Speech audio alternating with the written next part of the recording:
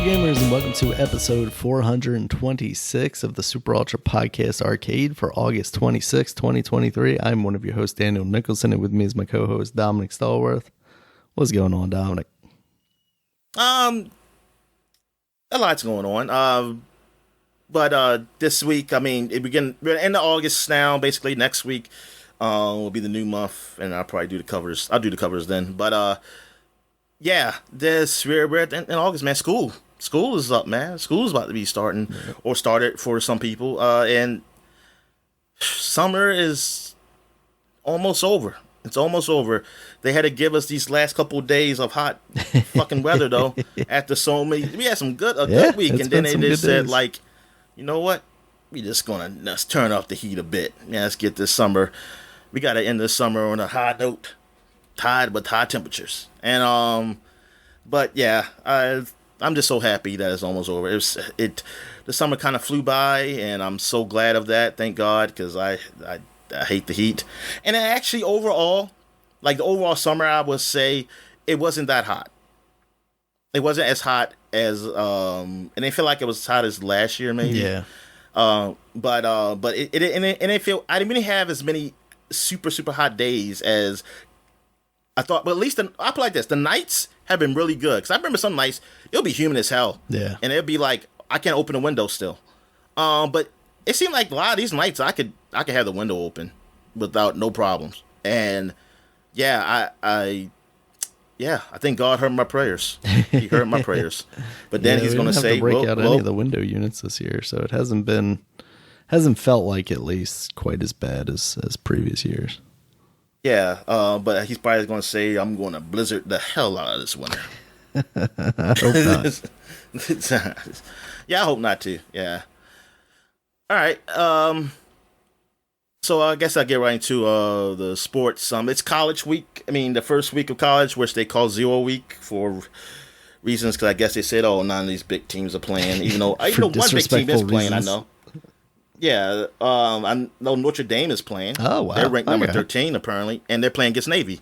Oh. And so it's not that bad. I'm hoping Navy can at least cover the spread. If they can cover the spread, I'll be happy.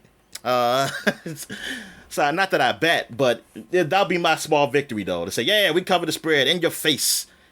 Y'all should drop down a wink because y'all lost to y'all couldn't beat them as bad as you should have.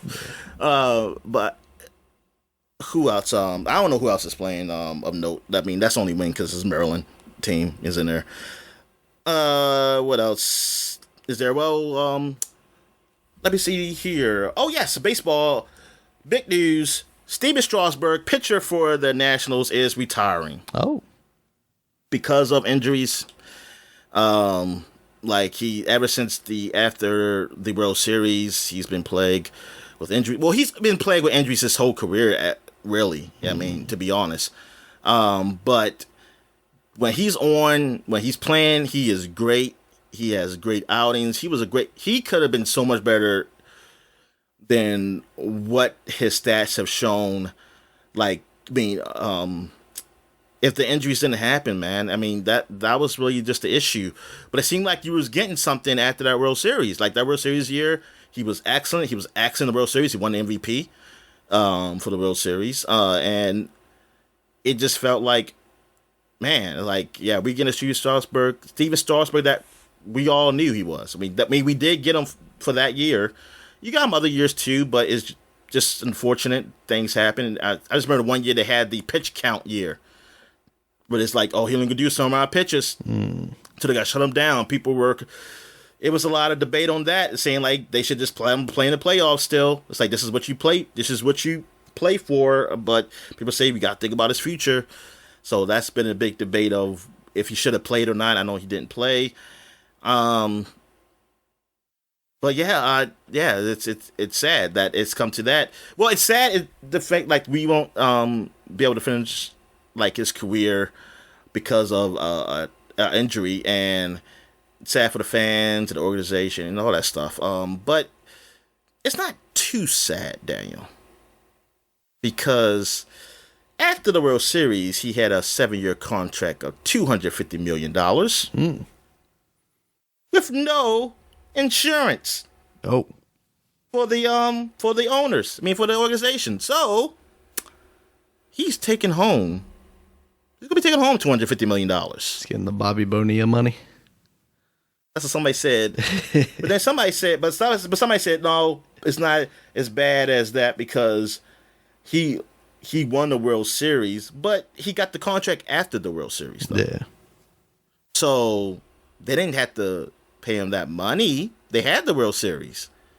So that's I don't know. I'm like, it's kind of close, but it's an injury. Bob O'Neill was never an injury. He just didn't turn out to be that good. He wasn't good enough to be worth that money. Right. About Strasburg, Still it one was of my an injury.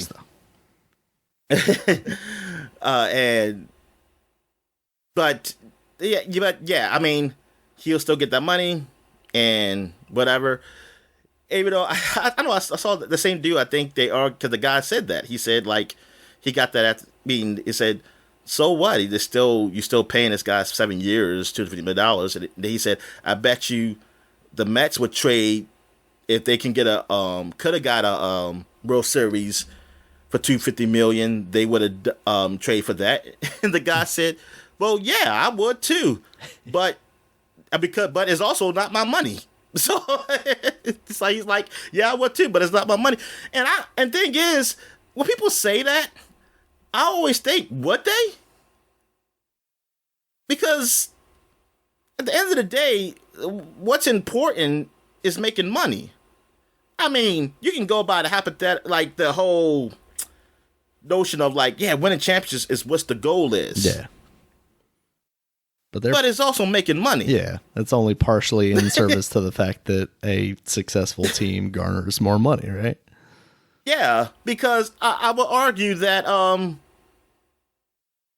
with the Cowboys trade all the money they have made since 1995 when they won a Super Bowl to get a Super Bowl, even 5 Super Bowls or something. I don't think so. I know I wouldn't. I say, nah, we're just fine. That's what I would say. I'll say we are just fine as being the most profitable organization in the world. The profitable sports organization in the world. Yeah. I mean, good God. Like, you see, I was like, people, y'all got to get out your feelings about this whole, sportsmanship and, like this stuff like just winning. Because, I mean, that's good for a fan. Like, you speak as a fan. That's what you would say. As a person who owns a team, I mean, yeah, you want to win, but you want your cake and eat it too. Yeah, that's what you want. If it's about giving up the money to win a championship, I think, they'll say we'll figure something else out. They say we'll figure something else. All right, because that was the case, the Orioles would be doing a whole lot more, wouldn't they? To spend. Still ain't signed that freaking deal yet. About like basically staying more years. Yeah. More, which is it's so weird. It's like, but y'all freaking build the wall. We got the money to build the wall and shit.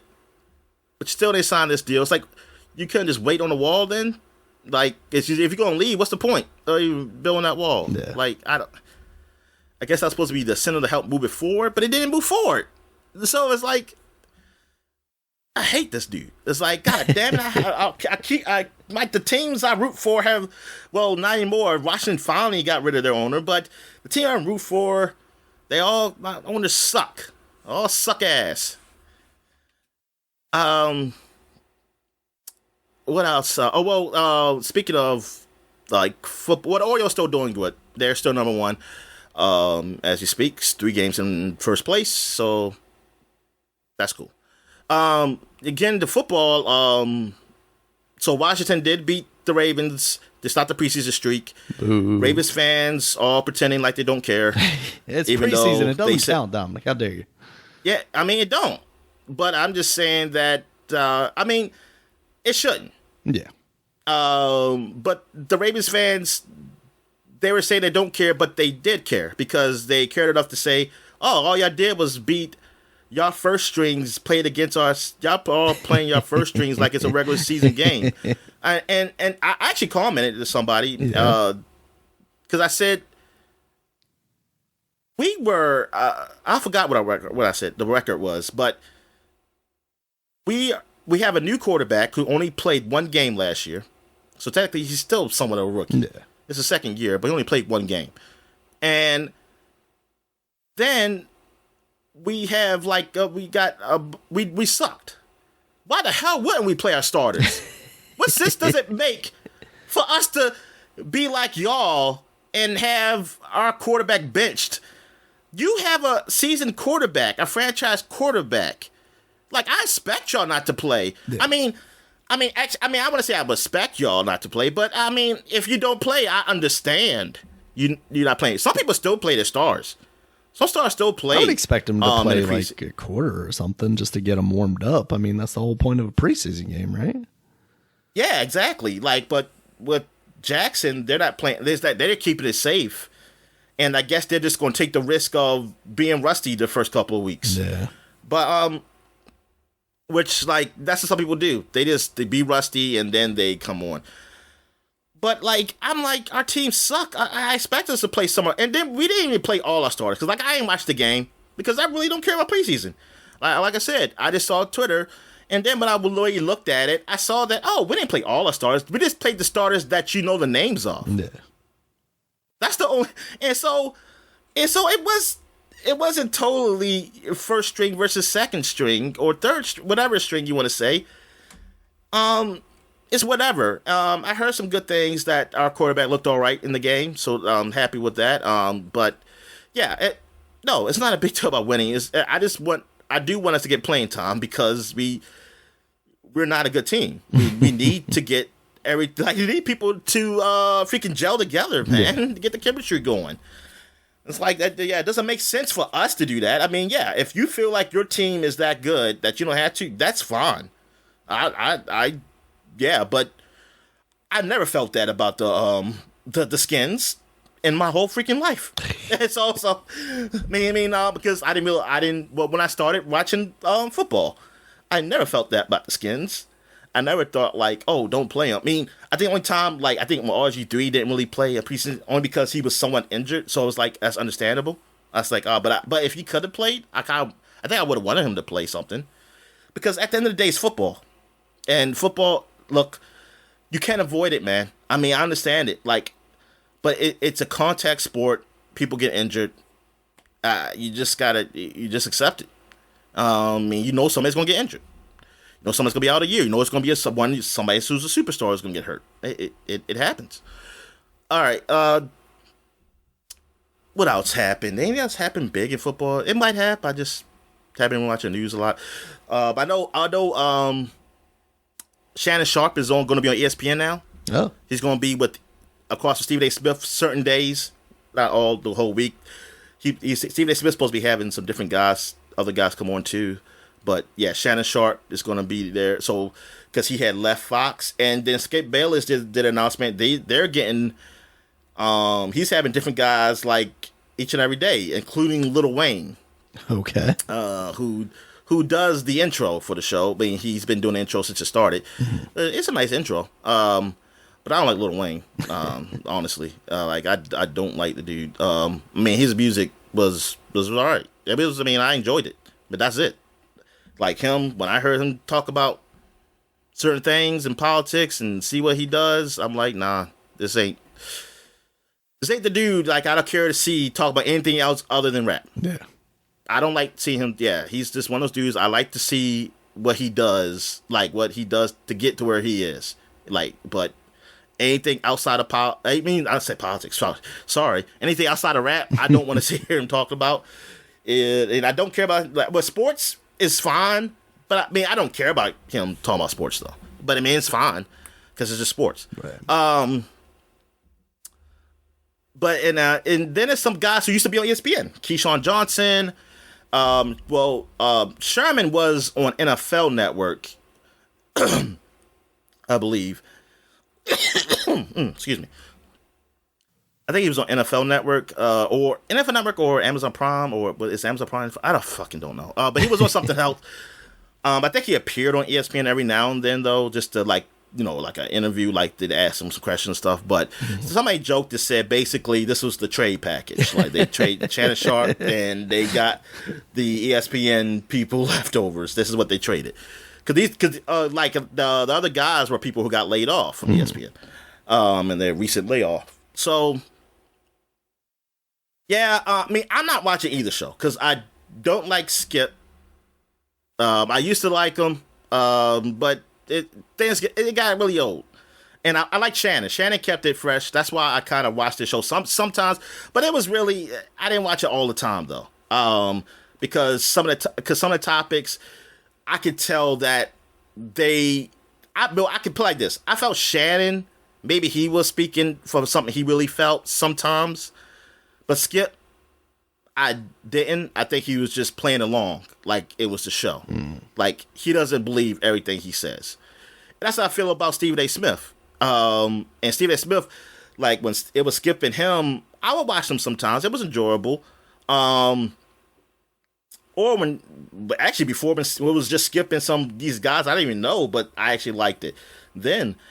But then it became like just a shouting match and stuff, which it's sometimes fun to watch, but not all the time. Yeah. And I don't believe what they say. Like I said, I don't believe they believe everything they say. They're doing it for entertainment because there's only two people. If you agree with the other guy on a lot of topics, it's not going to be fun.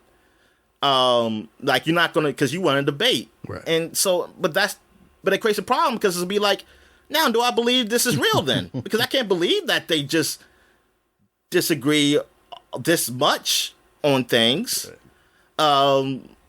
But yeah, and then some of the arguments. That's what it comes down to. It's like, okay, you can be fake, but you gotta give a good fake argument too.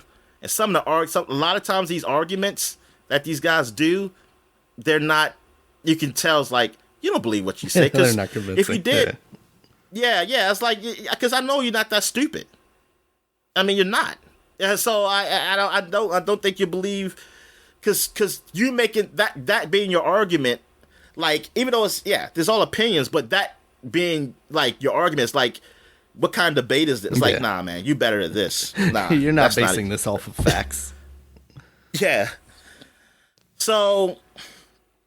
Yeah, that's why I don't really care for those shows anyway, and that's what it seems like these shows have really become.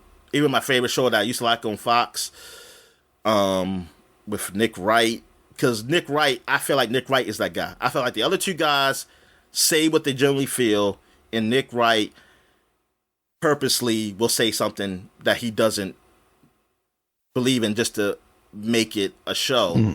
What I felt like, it's three of you guys. Y'all not going to agree on everything. At least somebody's going to maybe not agree on something. And I'm okay with that. Yeah. Like, if y'all do agree with something, fine. But, like, I don't know.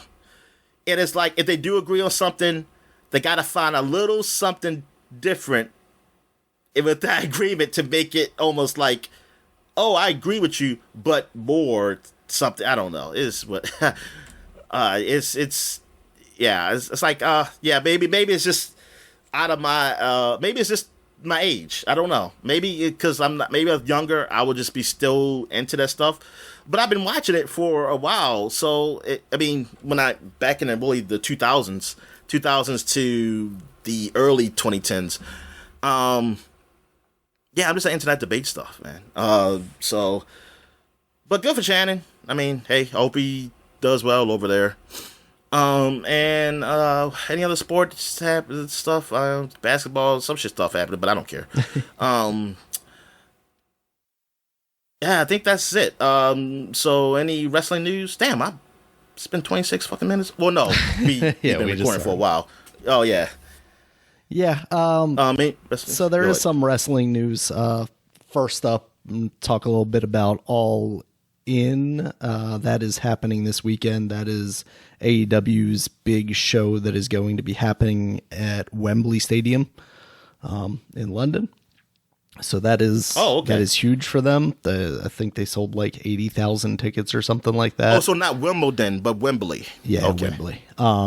The false Wimbledon. So I was joking. I don't. So is that the stadium where they play football? Yeah.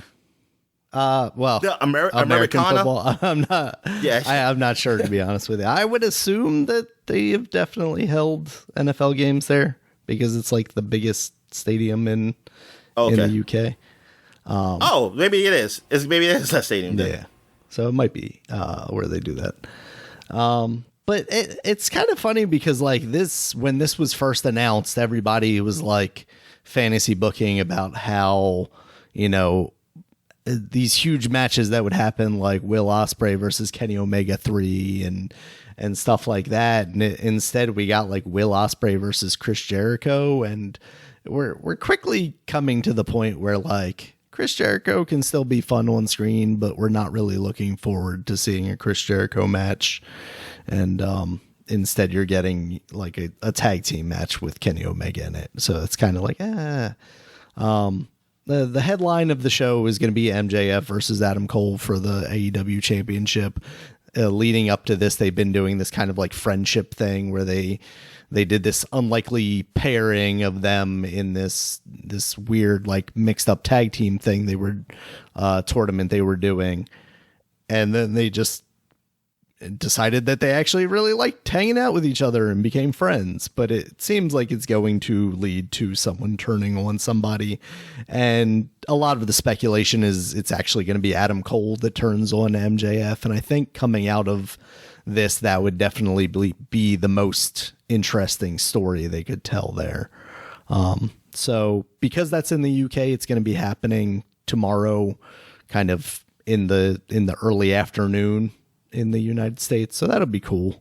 It's not a show that I'm necessarily going to be able to watch live because, I'm not buying this pay-per-view. But I'm excited to see what comes out of it. I'll buy it for you, Dave. Oh yeah, okay. I appreciate that. I'll give you the website where to go to. Gotcha. Where I bought it from. All right. But you might get some you might get some like pop-ups or Trojans, but it'd be all right. So suit up before I go into these websites. Got it. Yeah, but the biggest news in wrestling this week is unfortunately some sad news, the passing of Terry Funk. Yes, I saw that. Basically a fucking legend. He's been around forever, retired 60 million times and always came out of retirement. But he has passed away. And then one that's kind of overshadowed his passing, Bray Wyatt actually passed away. He's been off of television for a while now. All of the kind of rumors were that he was dealing with some kind of illness. But the recent talk of it was basically he was recovering and was potentially going to be back soon. And then a couple of days ago, he had a heart attack, apparently, possibly due to some illnesses that he was dealing with. And then apparently earlier in the year, he got COVID, and the combination of those things apparently kind of exacerbated whatever he was dealing with, and he passed away. And that is insane. He's a guy that's basically our age, and to lose him basically around 2 years after Brody Lee passed away, who was another guy that was part of the Wyatt family, kind of in very similar ways. With Brody Lee, it was also, he disappeared from television. There wasn't a lot of talk about what was going on with him, and then all of a sudden you just got the news that he had passed, leaving behind a relatively large family, a couple of kids and his wife. And that's the same case with Bray Wyatt. It's just really devastating. So on SmackDown last night, they did kind of a tribute show. They had video packages for him and Terry Funk. And they also had, some matches that were kind of, as a celebration of him. The main event was Finn Balor versus LA Knight. LA Knight was the last guy that Bray Wyatt had a match with. And Finn Balor was kind of the first guy that faced him when he came back as the Fiend character that he came up with. So yeah, it's just really unfortunate, and it's kind of a sad week for wrestling news, despite the big all in, and then next week I think WWE has their payback show and all that, but everything is kind of grounded right now because of those losses. All right. Oh, I forgot to mention in the Orioles game yesterday, our closer got hurt, man. He was just one strike away from finishing the game, and then he had to leave. They said it looked like it was something arm related. We just hope it's not serious. I guess we'll find out more today. But man, that was suck because he's been relief player of the month for 3 months. Oh wow! Out of this baseball season. Yeah, I saw a lot of stuff on Twitter about like prayers for him, but I never actually saw what had happened. Yeah, I mean it didn't look like nothing, but you just saw him just like after he did the pitch, and then it looked like he went down funny. But I think, so first some people thought it was like the knee. They said the knee because he had some knee problems before, but it wasn't that. And he just people just came out and it looked like he just couldn't do something, and he just walked off the field. My sister was at the game because she sent me question marks like, what happened? Mm-hmm. And yeah, I was like, I think he must have hurt himself. But yeah, that sucked. But the guy came in and just got the strike. Like the guy threw one pitch and struck the guy out, so the game was over.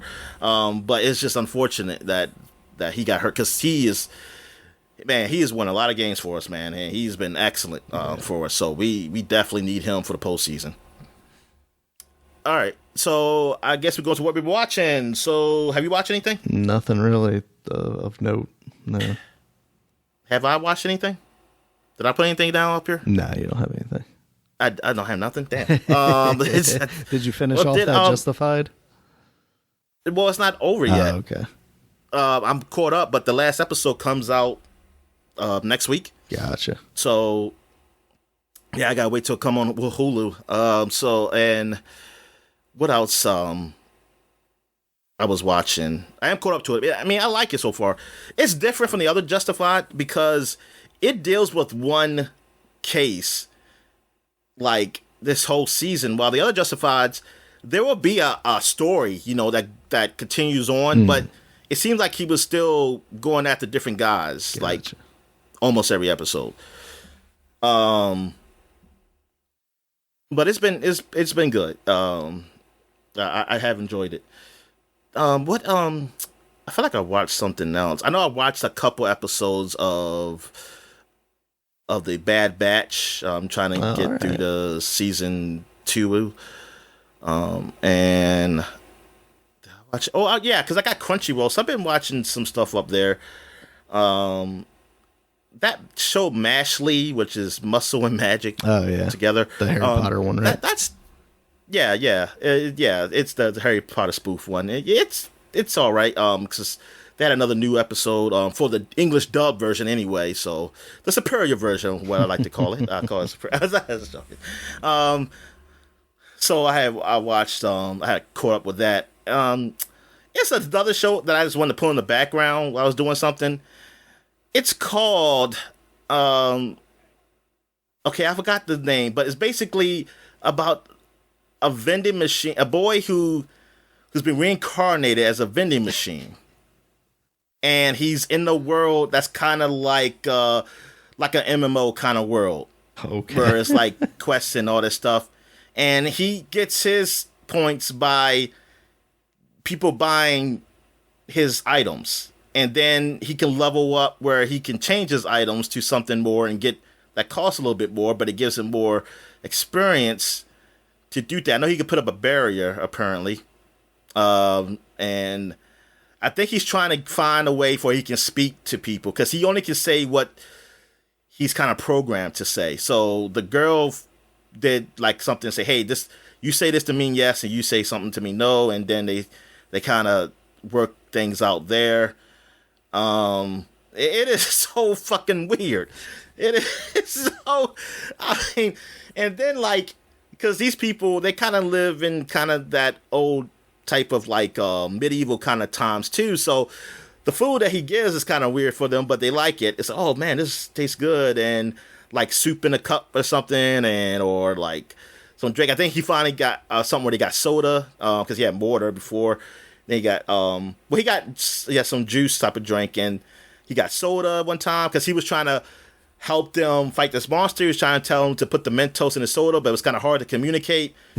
So the only reason they figured it out is because they stuffed the Mentos in this guy's mouth because he wouldn't shut up, and then poured the soda on top and say, hey, shut up and eat this and drown this. And then they saw how it kind of just exploded. So they said, she said, oh, this is what you're trying to tell me to do with it? And then they just put the Mentos in the soda and then shot at the monster. Then what was another thing? Oh, and then that's why I guess later on he leveled up where he can give them alcohol. So he saw people just drunk. Oh, then he leveled up where he could have a little like a gambling thing where you can win a prize. Because he had a thing where he said you can win a prize. He could say that, but it was like, why even say this? Like he has nothing that he can use this to chat with people. Now he had a final use for it.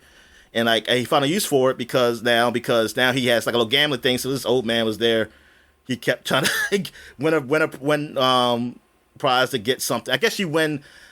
I think you probably win something in the vending machine. Like you get it you win something by some amount in the vending machine. I don't know. Mm-hmm. Or I don't know. Maybe give money because I think he was giving people change. Because people were saying like they had certain currency, but they want to get silver or something. So they put it in and then he could get change. And I'm like, this is like, what the fuck? Like you had to do to think of something shit like this. Like what? Like say, what if you got, what if like to make a show? Like I got reincarnated as a vending machine. And I'm like living in a world where they have dungeons and stuff like that and monsters. And it's like, Jesus Christ, like what kind of shrooms you had to be fucking on? I mean, I like to get these ideas, man. It's just amazing. But yeah, so I watched that.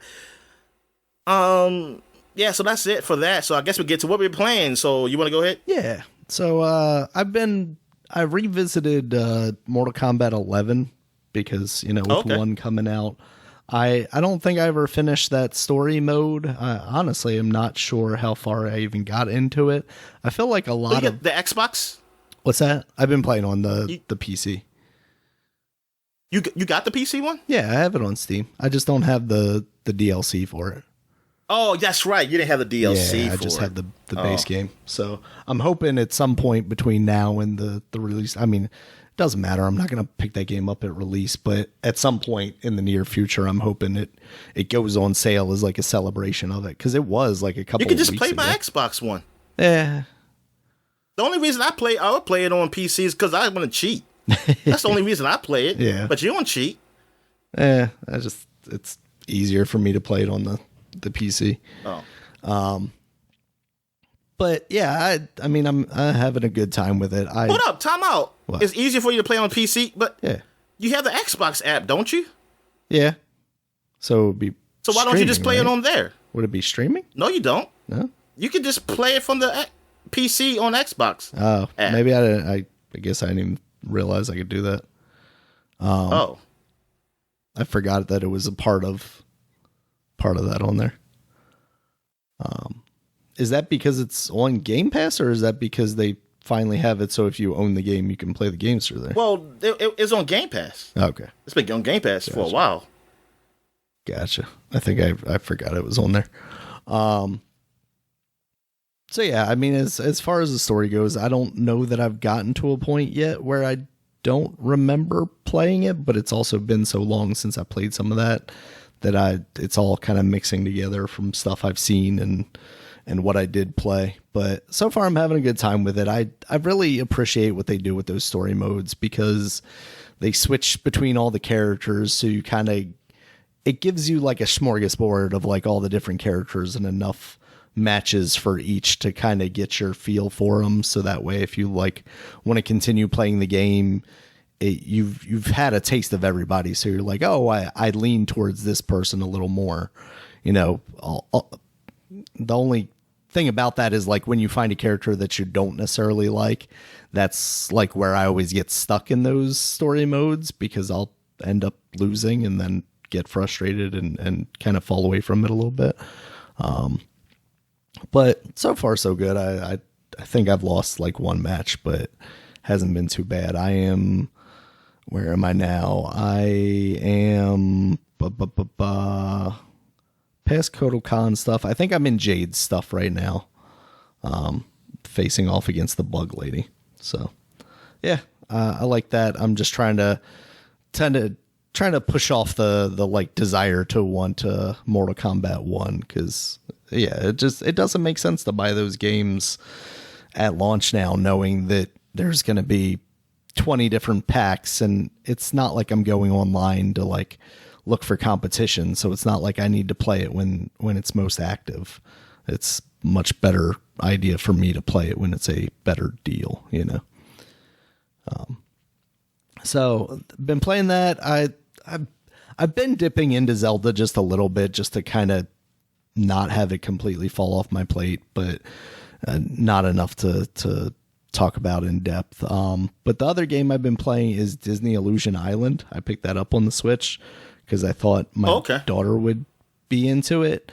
So this game, I'd seen it mentioned elsewhere before I ended up picking it up.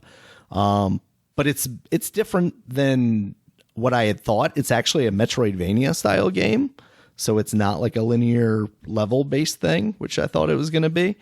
And that hasn't caused too much trouble, because playing with her, it's kind of cool, because it's a very good game for playing with a younger child, because if you play as the first person player, if you play as player number 1, the camera follows you.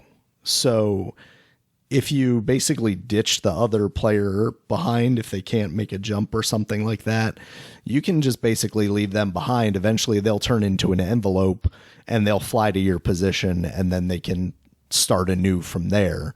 So you're never like actually leaving someone behind. And because she's so young, she doesn't get frustrated by me doing that. Whereas like when she was playing with my wife, and then I was playing with my wife, but I was playing as the second player, you know, if I was falling behind, or if I was trying to get ahead, it didn't work for me because the screen doesn't move with the other player. Now, that's the downside, right? Is like, if I was playing this with like a group of my peers, then that would become insanely frustrating unless we're like exactly the same and we're, you know, staying basically in lockstep. But if you're trying to get ahead of somebody or fall a little behind somebody, you're gonna get wound up, you know, turning an envelope and just flying to where they are. And I could see that being frustrating. But as far as the game playing with her, I think it's been fantastic because of that. It doesn't become a frustrating experience for me because I don't have to worry about her making these jumps. Although she's done a really good job of handling the stuff. She struggles a little bit with knowing when it's appropriate to do like a double jump, because they do have power ups like kind of wall grabs and double jumps and stuff so far. We're not terribly far into the game, but probably about, you know, an hour and a half or so. So she'll overshoot a jump or something like that. But it also has the option to just turn on basically invincibility mode. So that's an added layer of just accessibility for her to just, you know, continue playing the game and not be met with a whole bunch of frustration. So so far it feels great as far as the platforming goes. It looks really nice if you're into the style of the newer Mickey Mouse cartoons, which I'm kind of up and down on. You know, they can get a little like too Ren and Stimpy and look a little gross. But the game itself so far hasn't really leaned into that aspect of it. It's just more the kind of refined style that they've been using. But yeah, so far I'm digging that game. It's all right. All right. So nothing. I'll mention in game news. Okay. But all right. So what games have I played? I've been playing some more Judgment. So I am in chapter 6, I think, right now. Still enjoying that game. Though I will say that I don't really like the chase scenes. The chasing mode really. And I don't the trailing is all right. It's just sort of the same. So it's like just with the chasing, it's just sort of the same. It's just like do we have to go through this? Hey, it's like I'd rather just watch. Honestly, I would rather just watch CG, like the video of him chasing them, and then get to the point where I fight him. Like I don't all the stuff in the middle and the trailing. Sometimes it's I think actually that's probably a little bit more fun. I think I'd rather do that because it's not overly difficult. I can deal with that. I do got it on PC now, so I can put my cheats on. So that makes things a whole lot more fun, and it looks so much better. Also, I almost finished Mass Effect 2, like both the female evil Shepard and the good male Shepard, because men are better. So, and women are evil. But I was joking. No, but she's not evil, but like I said before, she just does things a little more harshly. And when I played, I forgot which version was this. Was this the good or the bad? I think maybe it was the bad version one. Okay, I got everybody loyal. Like, everybody's loyal on both my guys. Like, thing is, I had to purposely do things so I could see people to die when I originally played this game, because I was like, oh, so all you have to do is get their loyalty up to everybody live? I say, darn, well, I was going to do that regardless, because I like to do everything in the game. So I thought it was like a certain choice I had to make. And I guess there is. Apparently, I just never had it happen before, that I had everybody loyalty up and somebody did die. It's like if you choose to have a certain team that stays back to hold the line, basically, as you go fight the big giant mech thing, Reaper. So somebody would die, and like some people say it's usually Moreland, because I saw Moreland did. I was like, I did his loyalty mission. I thought it was a glitch. I said, oh man, it's a glitch in the game. They killed Moreland Morden because of whatever. They must think I didn't do his his loyalty mission. But then I had looked it up and saw that, if you take these people with you, this will happen. And I said, I didn't know that, because I took Zaid and Grunt with me, because those are kind of like my main. I figure like I get the two people who won't question me when I do something wrong. Because I'm like, I don't need these any fuckers ain't morals gonna, in here. Yeah, these fuckers ain't gonna question me on shit. So when I give this shit to the elusive man, they won't say shit. Even though Grunt does say something, I think, on the ship after you give the base to the elusive man. You let him have the base instead of blowing it up. Basically everybody does though. And that's what I find, like, y'all could have done something different, BioWare. Like, that was too binary. Like, there's everybody, well, except for, I think Garrus. I think Garrus actually says, having this base could be viable to fight in the Reapers. Mm-hmm. I don't know if he's the only guy that says that in that moment of you doing it. But he did say that. But when you go talk to him, he says, what was it? Oh, he says that, I hope that this doesn't come bite us in the ass, that Cerberus gets to keep it. I said, but you said you think we probably should keep it. If you're scared of Cerberus, we just should blow it up then. Yeah. So I guess he's just saying betting that his hope it doesn't come. Yeah, it just come biting on the ass.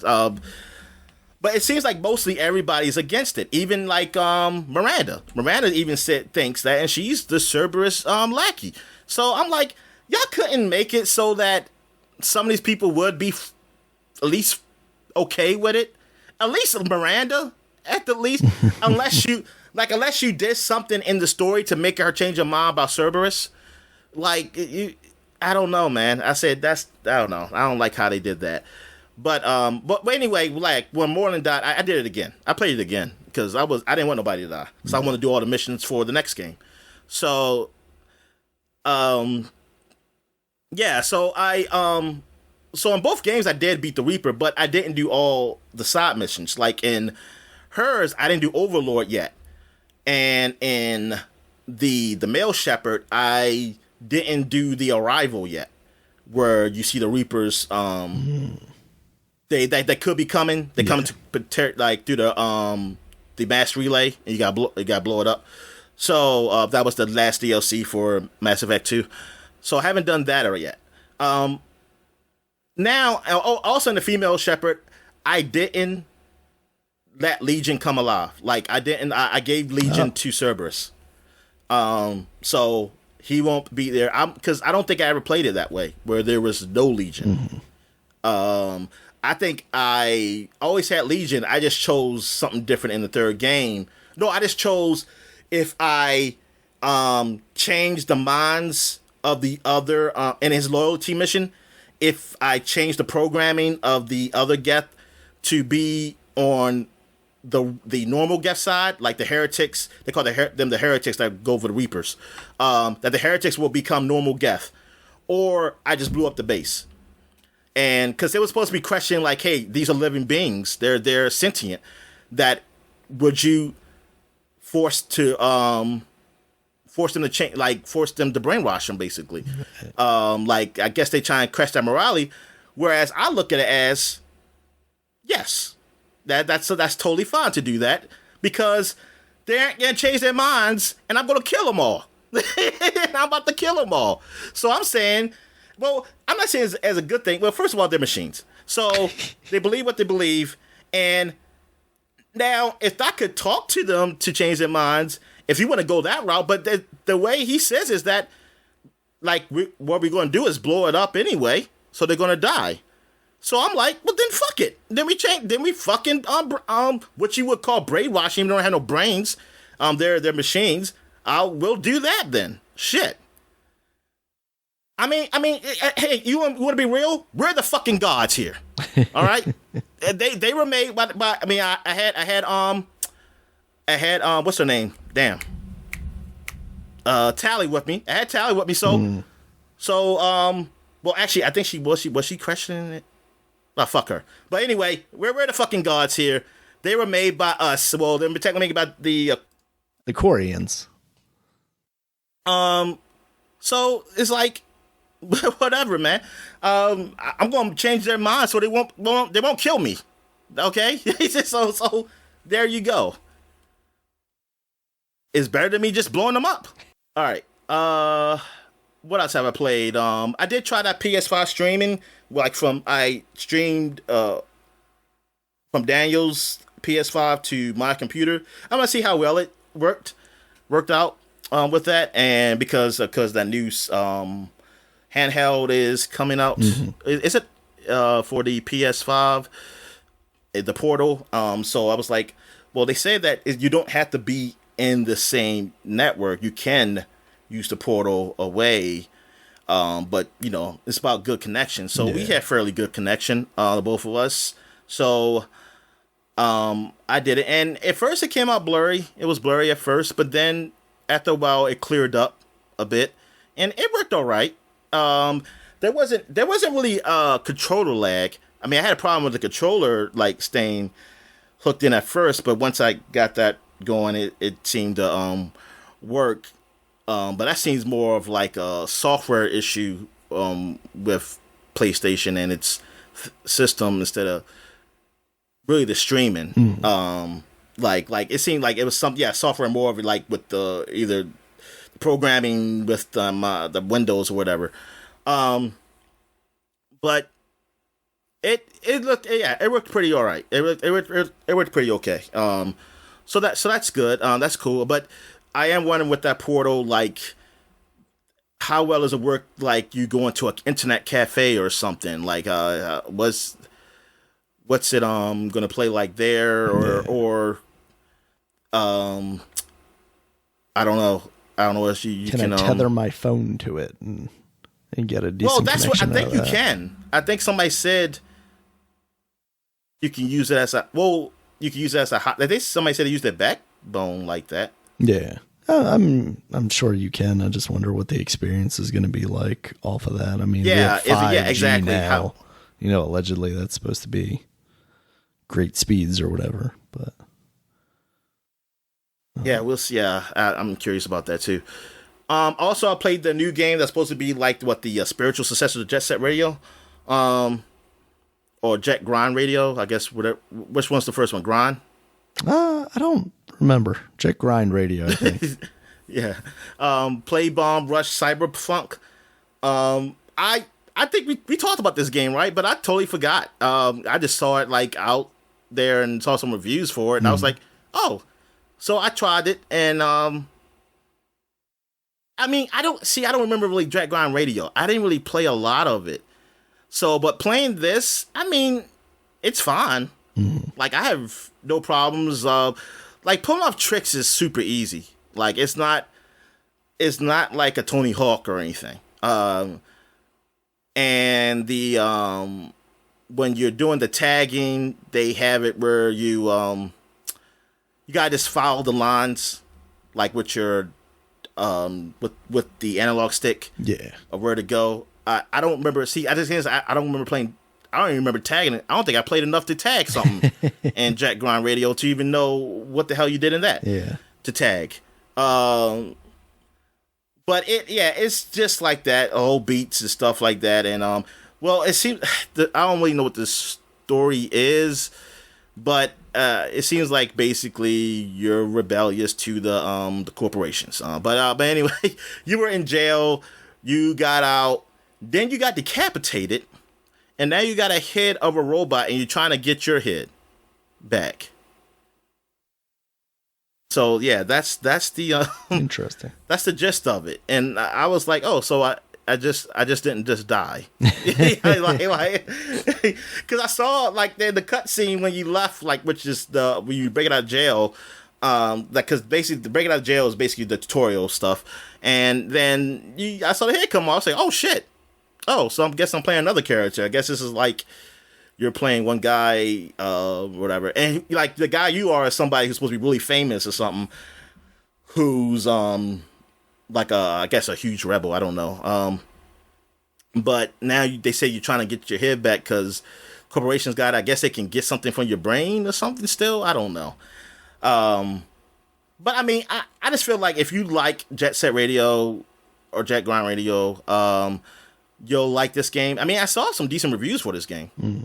And I mean, the art style and stuff, it's all right. I mean, it's really simple. I don't know how much the game costs though, because I just borrowed it while playing it off of somebody else. But it just seems like it's that. I don't know if it's something I could complete, but I just want to try it out a bit. I think I record some of it. Looks like it's $40 on Steam right now. I don't know don't ask me if that's worth it. It could be. I don't know how long this game is.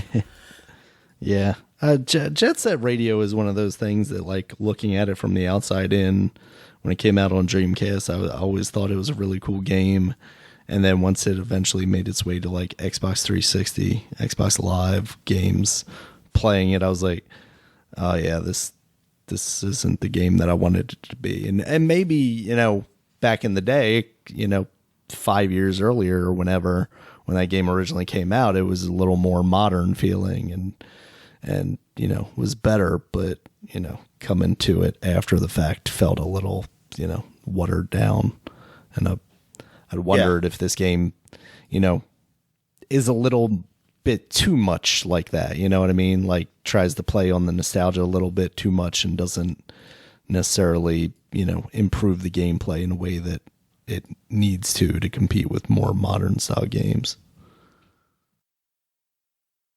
All right. So what else we have? We got Marvel Snap. I played, and yeah, I've been playing tons of that. I've been getting some loot drops on Twitch. I think I got them all that I can. So now I'll be done with that until they do another one, and I have to go watch some streamers. But I just had them on like in the background so I can get those credits. And well, they give some cosmetic stuff, like they give you a new Dino card and a new damn, what's that girl name? The girl will be with Donald, the Moon dinosaur. Girl. Moon Girl, yeah. Like variations, and then they like some other stuff like the little profile stuff you can have on each card and the things of that nature.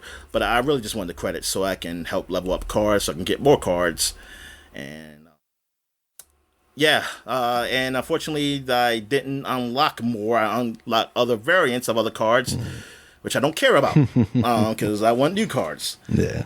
But I'm trying to get to that one where you're guaranteed to get a card, and I just hope it's the card I want. I really, between them, I don't know. It's like I don't really care about this group. The only reason I care about X23 is because there is a weekend quest of if you have X23 in your deck, and if you win so many matches, you'll get these tokens. And I only need a few tokens to get a new card. Oh. So I kind of want to get that just to complete that mission, but I don't know. I don't really care to have her now because I think the decks with her in it seem like I'm missing too many cards for the good decks anyway.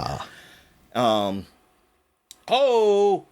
seems to be. Oh, I'm sorry. I got a replay going of watching baseball games, like the top game, and like it looked like everybody was coming out the dugout and stuff, man. But nothing happened. All right. What else we have? I have here. Oh, but with Marvel Snap, yeah, I feel like I'm getting closer to hitting the wall of, that, man, I can't, things just going to take forever to do. Like, I'm just going to stick with this one deck, 'cause that's what it seems like right now, until I get the cards I need. And it's just going to take probably forever to get them. But, I enjoy playing the game, but until I get to a point where I don't enjoy playing the game, then, because if I'm not getting the cards I want, it's just, I feel like that's going to become, the thing that stops me, is because if it's going to take up super long to give me these cards, the game is not going to hold me enough. I'm probably going to have to take a long break from it or something. But I feel like I'm closer to the end than my start, unless something gets changed where I can unlock cards faster or something. I'm just hoping that, I know people will say, or even they would say, is that, look, the point of the game is the card, so they got to keep you staying with it, and they want you to pay money so you can get it. I'm just hoping that people like cosmetics more, because it seems like they do, because I've seen people at Fortnite, and I'm just hoping, hey, let me get the card. You can just make it look ugly. I don't give a shit. Now it's like just give me like the most basic version of like some of these cards. I don't care, because thing is, when I unlock a variant, some of these variants are worse than the original, and and I think people they did say they're going to tone down the pixelated ones because they were giving that away a lot, and and I ain't like none of them. I was like, this, it's cute. That is like, at first it's like cute, like just to see. So yeah, okay, but then you keep unlocking and say, okay, I don't really want to change these things to like these pixelated looking ones. Right. Like, I'm okay with the original. Like, yeah, I wish they would give you something like, hey, do you want this, or do you want to trade it for credits? They're like, yes, credits. Give me something, damn. Because I did not like these cards. What else I say about the game? Yeah, nothing else. And I played a little bit of Halo because I was trying to unlock a rewards mission on the Xbox where they said you have to do something. I forgot what you had to do. It wasn't like winning a match. I think it was just launch like Halo, level up. please. Oh no, it wasn't that one. Oh well, the launch thing is easy. Yeah. All you do is just hit launch and like go to the cloud and then just hear it and get out. Like, you don't even have to launch the game. Like, once you just get to the whatever symbol, the first symbol you see when you start the game up, whatever, either Xbox or whatever, just serve and get out, and then they'll just be like, "Hey, you played the game." But this one you had to do something. Because I did something last night too with Forza. I think Forza had to get certain amount of influence on Forza 4. First, I was thinking it was Forza 5. Then I saw, oh, this is Forza 4. I said, what the hell? And but it was easy. All I did was like do a stunt jump or something, and like I did some, did some stunts, and then that gave me the influence I was supposed to get. Didn't take long at all. So I was like, okay, so I got that in. Yeah. Yeah, I'm hoping I can win this Barbie set, Xbox set they got up here, Xbox Series X. I've been putting in things to win the contest for that. I'm putting for all the contests, even that Drake contest. Even though they probably have stipulation. I wanted to have stipulation where you can't sell the tickets or something, because I like, well, I would go. I would just go just to say, because they do give you money and stuff, stipend and something. I just go. I wouldn't even go to the concert though. I said I'll stay in the hotel. I stay in the hotel. I just use this money to shop around, basically. I don't need to go to the concert. Yeah, so that's it. So that's all I played. So I guess we'll take a quick break. When we get back, we get to the flashback segment. All right. And we're back. And then we're flashbacking to 2013, 10 years ago. This is the last flashback segment of the month. So we're just going to clean house and just go all the way to the end, to August 30th. And what we got here is Charlie Murder was on the Xbox Live Arcade. This was an Xbox Live first party game, and it was fun. I don't think I ever bought it. I think I got it. I don't think I bought it. Maybe it was like one of those free Xbox games of the month I got. And yeah, and I think it's like it was a beat 'em up. It was online because my friends said like we played it because we was like, hey, we played Castle Crashers, we played Scott Pilgrim. What else? Scott Pilgrim, and like so there's like Charlie Murder, and so it was like, yeah, Charlie Murder. It was fun. I mean, it had you had different characters. You have things you can level up on the characters and stuff like that. It had like a little punk rock kind of look to it, like kind of vibe, super sketchy with it. Yeah. So, but it was cool. I never completed it. I always wanted to go back to it, but it never came as a backwards compatible game to Xbox, which is very surprising because it was their game. And I just always thought it was going to come eventually.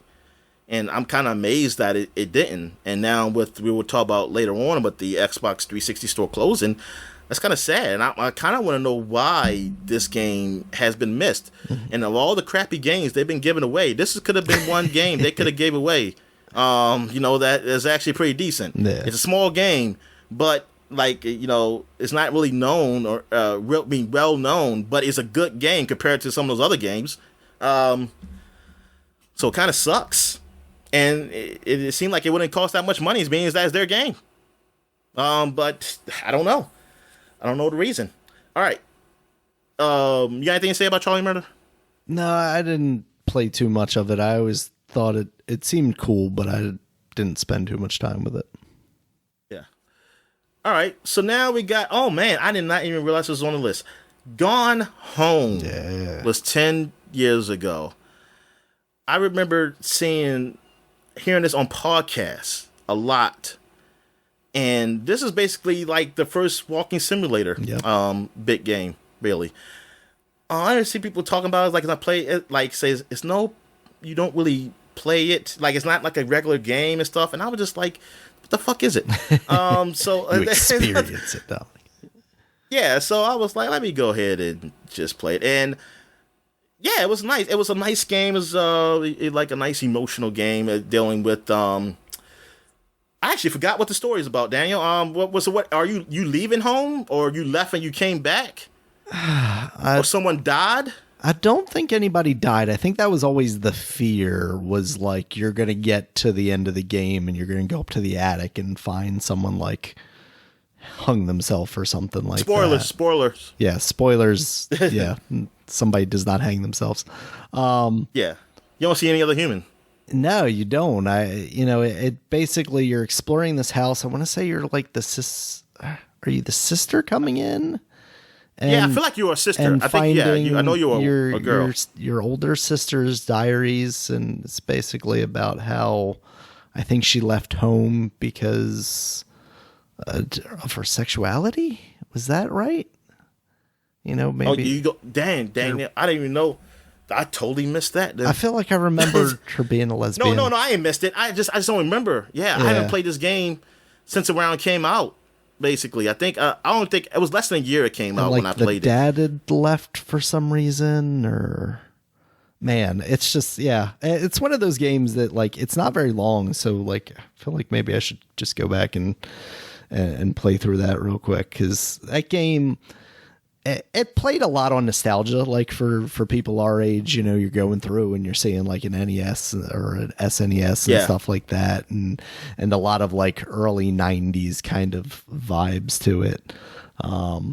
But that was kind of the thing, right? Is like it really wasn't much of a game per se, but it really set up this world and this story that, you know, was very inviting, and it had enough suspense. I think that's what it was like, yes, there was enough suspense there that like kept you going because you wanted to see how this wrapped up, hoping that it wouldn't be in a bad way.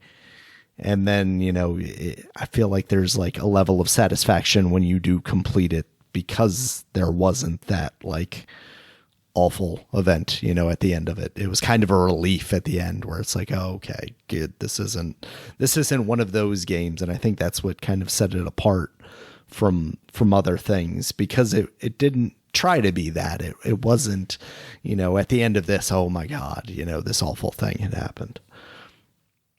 So yeah, that game is very good. that non-game is a very good game, as it turns out. And it's been coming out ever since. I think you can get that out on the Switch and whatnot. So that's what I'm about to say. I think it is on the Switch. Yeah. All right. So what other game we got here? We got Disney Infinity, Daniel. This is what killed the Toys to Life. It's called Toys to Life? Yeah, that's what they were calling it, Toys to Life stuff, because it was the real life action figures or statuettes. Or the Lego one did. Or the Lego one just came late. It was the other. You know what? The Lego one might have, like, you know, arrived and then realized that it was just burning ashes around them. Yeah. You know. So yeah, I think Disney, it was the peak in the fall. Yeah. Because the Lego one was also like the Warner Brothers one, right? Yes. Yeah. Yeah, I think they came in to try and pick through the burning wreckage that had already ended. I think it was still, I think it was, I'm not gonna say it was popular, but I think it was falling. Like Disney Infinity was still out, yeah, but it was waning. It seemed cool. Like I liked it, like just because like it had that nice little cartoon kind of look, and you had all the Disney characters from everywhere, then because they brought in Pixar. Then when they got Star Wars, because it kind of happened around the same time Disney got Star Wars, and Marvel. So they got Marvel. Marvel it was a little bit before. They already had Marvel, but you knew that was coming. But when the Star Wars came, it was like, they got all this stuff here, and you can play with the Pixar guys, with the Mickey Mouse, with Spider-Man, and with I guess like with Luke Skywalker or something. But so I was like, that's cool too. But just that I wasn't gonna try to buy those toys or anything. That was the thing. I was like, I ain't gonna buy all these guys, like, or something like that. And yeah, I mean, it seemed pretty cool, but at the end of the day, I guess it just couldn't last. It was just one of those things where like just like Guitar Hero or something, I guess. Yep. Even though I almost feels like Guitar Hero lasted longer. I think it did. It's just, I mean, that's the thing though. At least that was like a one big upfront cost, whereas any of these Toys to Life things, the entire game was, you know, balanced on you buying new action figures, and it feels like that could only be so tenable, right? Especially when you have then multiple of those. You have your Spyros. What's that one called? The original. The Skylanders. Yeah, the Skylanders, and then the Disney Infinity, and then the Lego, and the spaceship one from Ubisoft. Yeah. So it really came to a point where it's like, yeah, because not only is it like sales, but then you're also like trying to get shelf space for all that stuff too. And I think, you get some pushback from retailers about like where they're going to put all this stuff. The figures at least are a little bit smaller, but yeah, when you've got 20 pegs full of, Lokis that have been hanging around for 6 months, then you start to wonder, if this was a good idea. But Disney, in a lot of ways, Disney was like the best version of that, though. I really like the aesthetic of that. I like all the figures they put out for that. They did a good job of coming up with a design that worked for, like you said, everything. It was Star Wars, it was Marvel, it was Disney, it was Pixar. So to the point where I've got a couple of those figures around here because I like that style so much without even ever, playing that game until it became like that free to play iteration they did eventually. Yeah. But it really was one of those things where it was never going to last, right? You can't design a game around having to own a physical thing other than just basically the console and a controller.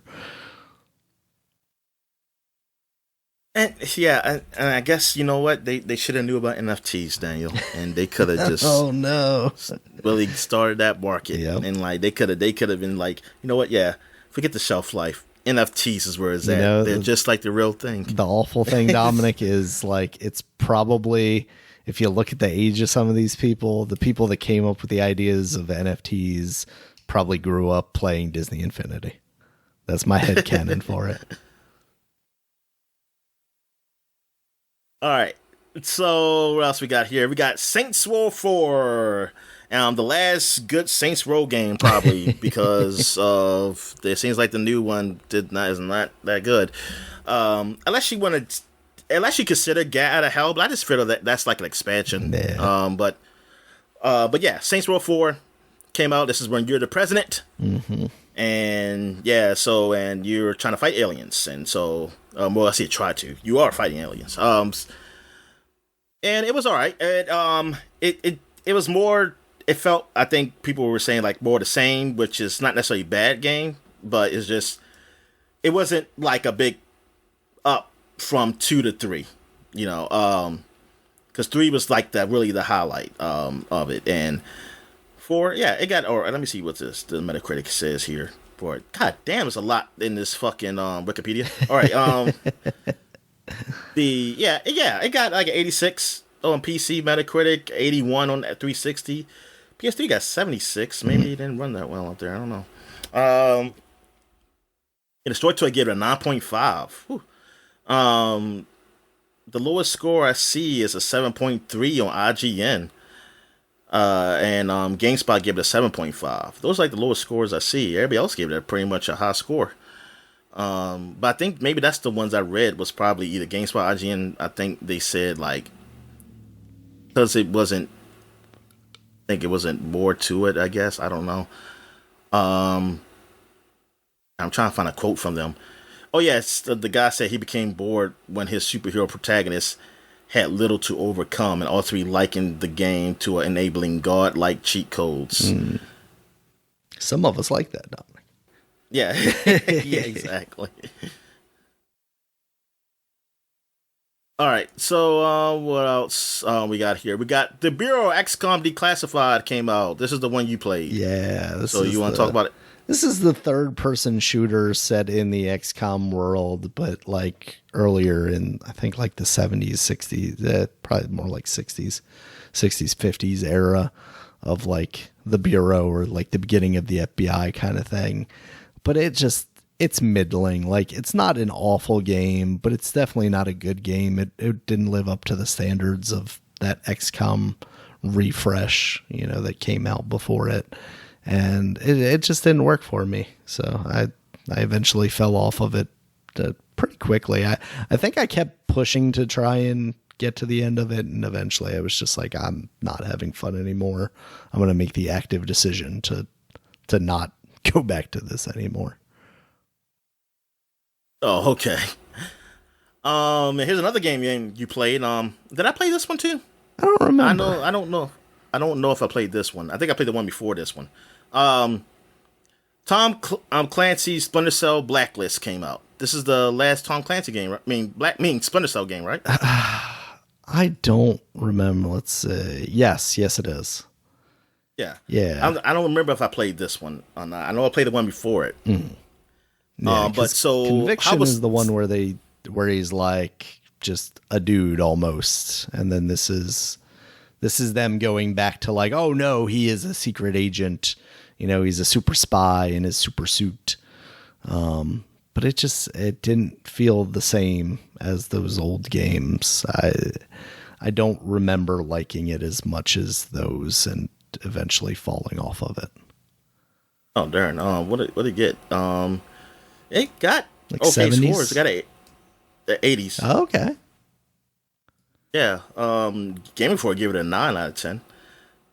IGN gave it a 9.2 out of 10. Joystick gave it all 5 stars. Eurogamer gave it an 8. Game Trailers gave it 8.7. Yeah, okay. They got some high, generally high scores. Yeah, you're just wrong, Daniel. You're just wrong. Your opinion's wrong. But yeah, so this is the last one, man, and that is just sucks that they haven't gone back to this, like Ubisoft, is it like going back to this? Like, they just only had him in Wildlands, Ghost Recon Wildlands, like as a DLC. They'll do it one of these days, though. They'll bring him back. All right. What we got here? Dive Kick. Okay, you got to tell me about this. So Dive Kick was a simplistic fighting game where you literally had 2 moves. It was you jump in the air and you kick downward. It was made by Iron Galaxy, the guys who were working on Killer Instinct now, do a lot of port work. They also did that like wrestling PUBG-like game that got shut down pretty quickly. But it was very much just like this super odd thing, but it was very engaging because it had different characters and they all had their like own variations on the dive kick scenario. So you would have one person who would do like a more horizontal kick instead of coming down more. You would have somebody that would do like they would attach a whip and they would do more like a swinging kick. It was just a really novel concept and a really clever kind of a spin on a classic fighting game. So it's worth checking out. I don't know where you can play it anymore. I'm sure it's like available on Steam at the very least. But yeah, I spent a lot of time, I think, with that on the Vita more than anything. But yeah, it's an awesome game. Okay, now I'm looking at it and I remember seeing it. Yeah, it has like the art style of like a early 2000s Java game or something like that. Yeah, I think I heard maybe Jaya Bomb talk about it. Mm-hmm. Yeah, they would have talked about it.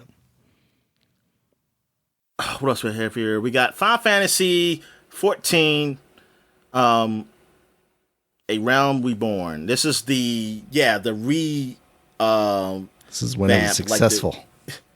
Yeah, they tore it down and built it back up. Final Fantasy 14, because it was not received well at first, and they said they was going to just redo it basically. And thing is, I didn't think it was still going to be good. No, I mean, I didn't think it was going to be same. And I was like, oh, they're going to rebuild it, and this is to say, oh, whatever.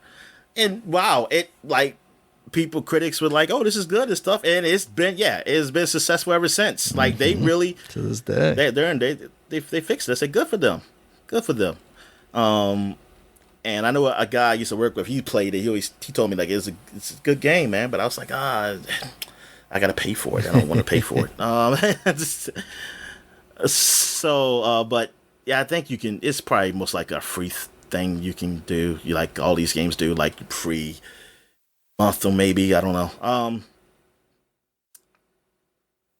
So you haven't played either, right? No, I never ended up playing it. Yeah, but yeah, so I mean, basically, I just know that it's been done well. It's on every system. Well, it's going to be on the Xbox Series X. Yeah, it was not on the Xbox One, but yeah, it's going to be on.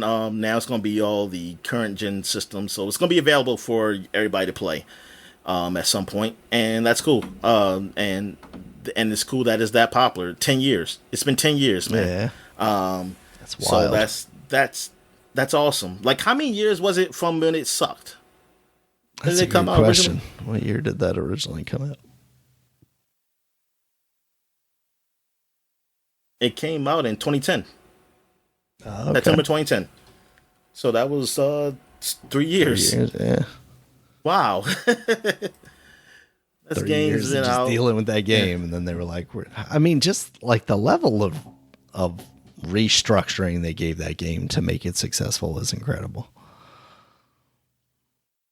Yeah, one of these I'm going to read, like, 'cause since I never played it, I want to read, like, what did they change? Like, what was the problem and what did they do? From even graphically looking at it, looks different. Mm-hmm. But, like, darn, like, for them to do that, it's basically a new game. My impression was always, they basically burned it to the ground and just made a whole new game. Because I was just saying, because it doesn't look the same at all. I mean, it looks different. Yeah. I mean, it's the same type of world, but I mean, it's just like you said, like that didn't ever existed. It's say fuck that game. Say that game, is gone, and here we go. They should do what Warcraft did. Say, hey, come on, you can play the original Final Fantasy Classic. Yeah, classic. Yeah, Final Fantasy 14 Classic. Don't give them ideas. All right. What we got here? We got Lost Planet 3. Yeah. I believe this is the last Lost Planet. Yep. I don't think there's one after this, was there? I think that's the last one. Yeah, and don't count phone games. All right. Oh no, are there phone games? I don't know. Okay. I'm just saying. I wouldn't be surprised. Jeez. Yeah, I think even 2 lost its way a little bit. Like 1 was people were excited about. I was excited about. Then 2 came out and it was kind of middling, and then 3 was like, I was excited about 2. Yeah. I mean, because I ain't care for 1. I mean, I played some of 1. It was all right. But 2, it looked better.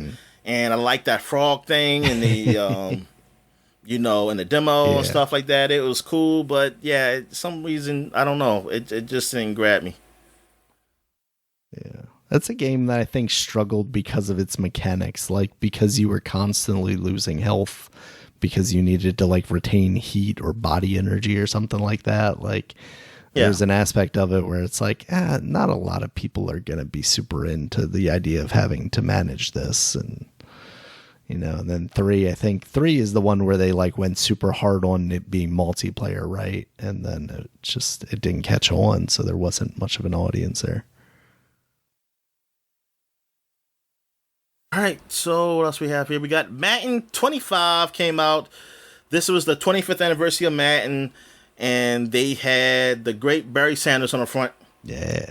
I didn't play this. This is Madden. I think I stopped at 2008, and because everything just seemed to suck after that, and I just they couldn't even get me. Even with Barry Sanders on the front, I was like, nah, man, you hurt me too much. I'm not doing it. But. Yeah, 25 years, and now they got the 35th anniversary. Did they do something for 35? Man was on the front because he passed away. So good. I mean, they had that. It just shows that like people were right. People were right to be not happy when that contract, NFL gave that contract. Like, because they EA ended up doing what people were afraid they would do, was that they would rest on their laurels and just keep putting. They I mean, not that they didn't try to prove, but just to think the stuff that they took out. When it got to a point where the next system was like, oh, they took everything out. Like, because they was trying to, and the thing is, first I blamed it on, like, they're trying to rush it to get on these new consoles. So they try to make it look good and stuff, but they couldn't have time to put all the features they had that was on the original Xbox to be on the Xbox 360. And I mean, and that probably was partially true. And I mean, because you try and do every game every year. But thing is, the next year, they didn't put everything in there, and then it kept going. So I was like, where's the features that was in here on the original PS2 and Xbox days, or GameCube days? And then they, I think it was like one year when they said, oh, we got this, and that's like, man, y'all should have been had that. It's ain't a new feature, it's just new because you didn't put it back in there. And I forgot what feature it was. I think it was something to do with the Stadium or something. I think when they got saying, oh, we got Stadium Creator. Y'all been had Stadium Creator. That's something y'all had on the PlayStation 2. I was like, what the fuck is going on? What are we doing here? And like, because I just remember the PlayStation 2, like, having where I could move a team, I could tell how much hot dogs cost, how much the Imperial cost. They had all that shit in there. Then they took it all out, and then they brought it back little by little, like it's new features for franchise mode. And I'm like, this ain't new. That took this shit out. I was like, yeah, man. That's when I got point. Like, yeah, y'all. And I mean, it got better. They did. I think '08 was probably like one of the last best years as far as the duration, and it just hasn't been good since. I mean, it hasn't been like, I'm just reading the reviews of the game, and I played them because we got to get to play them free with the Game Pass.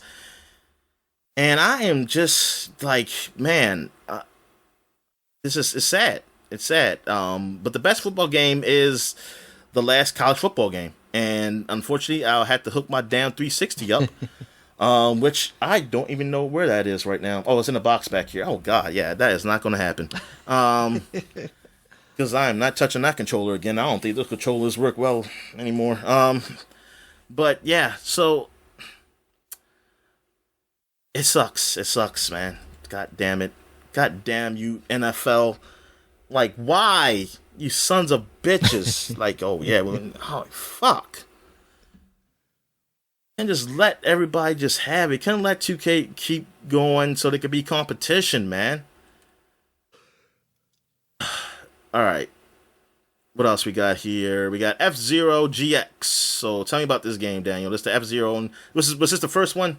The first and last one? This is the, well, not the very first one, obviously, but it's the most modern one. It's the GameCube release. No, I mean for the GameCube. Yeah. There was one before? Oh. No, there was only one for the GameCube. There was there one for the 64 or was it for the DD and then that became this one? I think that's what it was. They designed one for that disk drive for the 64, but then that ended up turning into this one.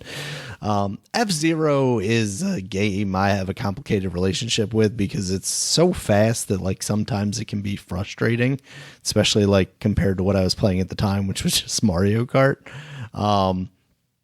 But the action of it is pretty awesome. Like it moves in a way that like a lot of racing games at that time especially did not move in. It was more about kind of side shifting than it was actually like turning corners and stuff.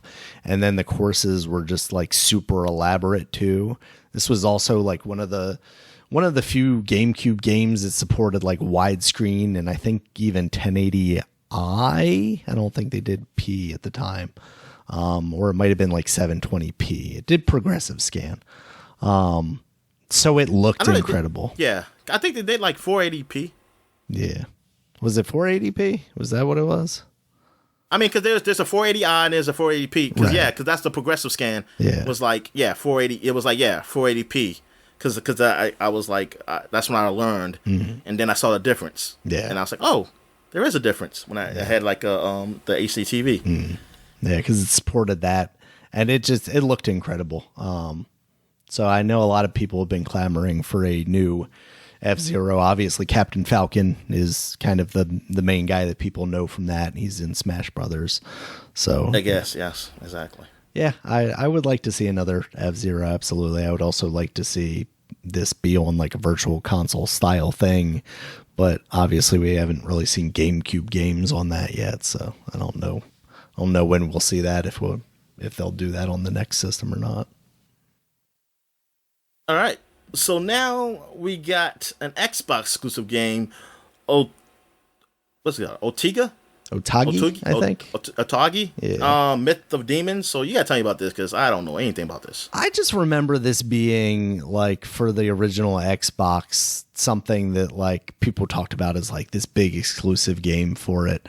I don't remember being too familiar with what the actual gameplay was or anything, but I look at that cover and it gives me like a visceral reaction of like, oh, I remember seeing that a lot of ads and stuff in magazines.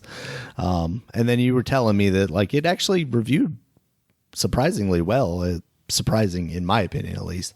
And more surprising like that it came out a year before in Japan, because we're talking about the original Xbox here. Like that thing sold like the Xbox One sold in Japan, which was basically like 2 units every 6 months or something like that. So to see an actual game like that, release in Japan for an exclusive window is kind of surprising to me. This was the beginning, though, like of them trying to establish something in Japan. Yeah, I remember because they did it. Yeah, because this was they had that I remember conference when they were talking about, we got these Japanese games that are developing by Japanese guys and for Japan, and yeah, so they released them first there, and then they brought them over here, and then they learned that nope, this ain't gonna work. So it's like, but I mean, you gotta try, you gotta try. Yeah, absolutely. Yeah. I wonder if it released a year ago. I wonder if that means this was like one of the launch titles, and maybe that's why it's like so ingrained in my head, because it's like, oh man, these are the big games for. Oh, that's right. Yeah, it could have been. And the last game for 2013, oh man, Soul Calibur 2 for the PS2, Xbox, and GameCube. I like this game. I really enjoy Soul Calibur 2. This is the first Soul Calibur I ever played, but I was just furious. I was furious because GameCube had Zelda. I was like, oh man, that's cool. They got Link, Zelda. yeah. And the Xbox had Spawn. I said, oh my god, this PlayStation should have had Spawn. But we got Haiichi. And I was like, you gave us a Tekken guy who has no weapons. And I was I was like, I would have took the bear and really stamp, throw the pen, whatever. Yeah. But I was like, y'all gave me Haiichi. I mean, nothing against Haiichi. I mean, he's Yoshimitsu good was for already Tekken. in there. They couldn't give you anybody else. So he was, because that's what I realized. Like, oh yeah, it's the same company. They're under the same company, but I was like, oh man, y'all couldn't just get another McFarlane character or something, some made up character. I would take a made up McFarlane character with some weapon. Well, yeah, there was a guy who was made up. The guy who, yeah, but everybody got him. Yeah, Necron or something. I don't know. Nectar Man. He got nectar in his chest. He did. He had like that gel in his chest. Yeah. But yeah, I was a little disappointed that I could not get over that, because I was like, they got the fucking Zelda, but I ain't buying a whole fucking console to get Zelda or Spawn. I was just mad, like, you PlayStation, you couldn't get them. Like, I don't care, you could have got Crash Bandicoot have something up there. There you go. Boxing gloves or something. But yeah, it was but it was cool. Yeah, it was cool awesome. That they had. So I spent a lot of time with that game. That game was fun. It was fun. It was like that game and Virtual Fighter 4 is what I played a lot. The fighting game I played the most on the PS2. And Dead or Alive 2. Dead or Alive 2. Those were three. Like I played a lot of on the Xbox. Soul Calibur was probably the last game I played. I said Xbox. I'm sorry. The PlayStation 2 was probably the last game I played on PlayStation 2. before I went to a new system. Because I'm trying to think something else that came out later. I didn't get the new Tekken. It's being the latest Tekken. I think that's it. Because I didn't. The only Mortal Kombat I got was the Day of Alliance, and I ended up selling that even before I had it. I didn't give that game a chance, honestly. So I think I had too many games. I had too many games because that's when I had a job and I was just spending money on games. And so I was just going crazy with the ice cream money. Yeah. All right. So now there wasn't really nothing for 2003. 2003 felt. Well, that was 2003. Shit! I was about to say because I was thinking like, damn, I thought I had something in 2003. And then I said, my fault. I'm sorry. So, yes, that is 2003. Yeah, that's true. 2003. My dimensions is again. Oh no. So now we're going back 30 years to 1993, and we got Mario and Wario on Super Nintendo. And when I saw this, I was like, what? I don't remember this game. I don't either. And then I was like, oh, because it never came here. It was just only in Japan. But apparently it was a good game, though. Huh. And I was like, why did it never release over here? We just didn't understand Wario at the time. Yeah. And it had Mario with the bucket on his head. And it was made by Game Freak, the guys who did Pokemon. And they said they even referenced this game in Pokemon. They said in one point where you talk about a game, you said a guy something with Mario, and it said like some guy with a bucket on his head because apparently he had a bucket in his head for whatever reason in this game. Huh. I don't know, but apparently the game, like I said, the game got reviewed pretty well. I mean, it seemed like it was a decent game. Like people actually liked it, who played it, and I'm like, darn man, why they kept this from us? What was it? See, that's why I said like those marketing people are weird over in Japan. I need to know what is their thinking on some things because I'm like, it's a Mario game. Yeah. So it's like that within itself should be enough, right?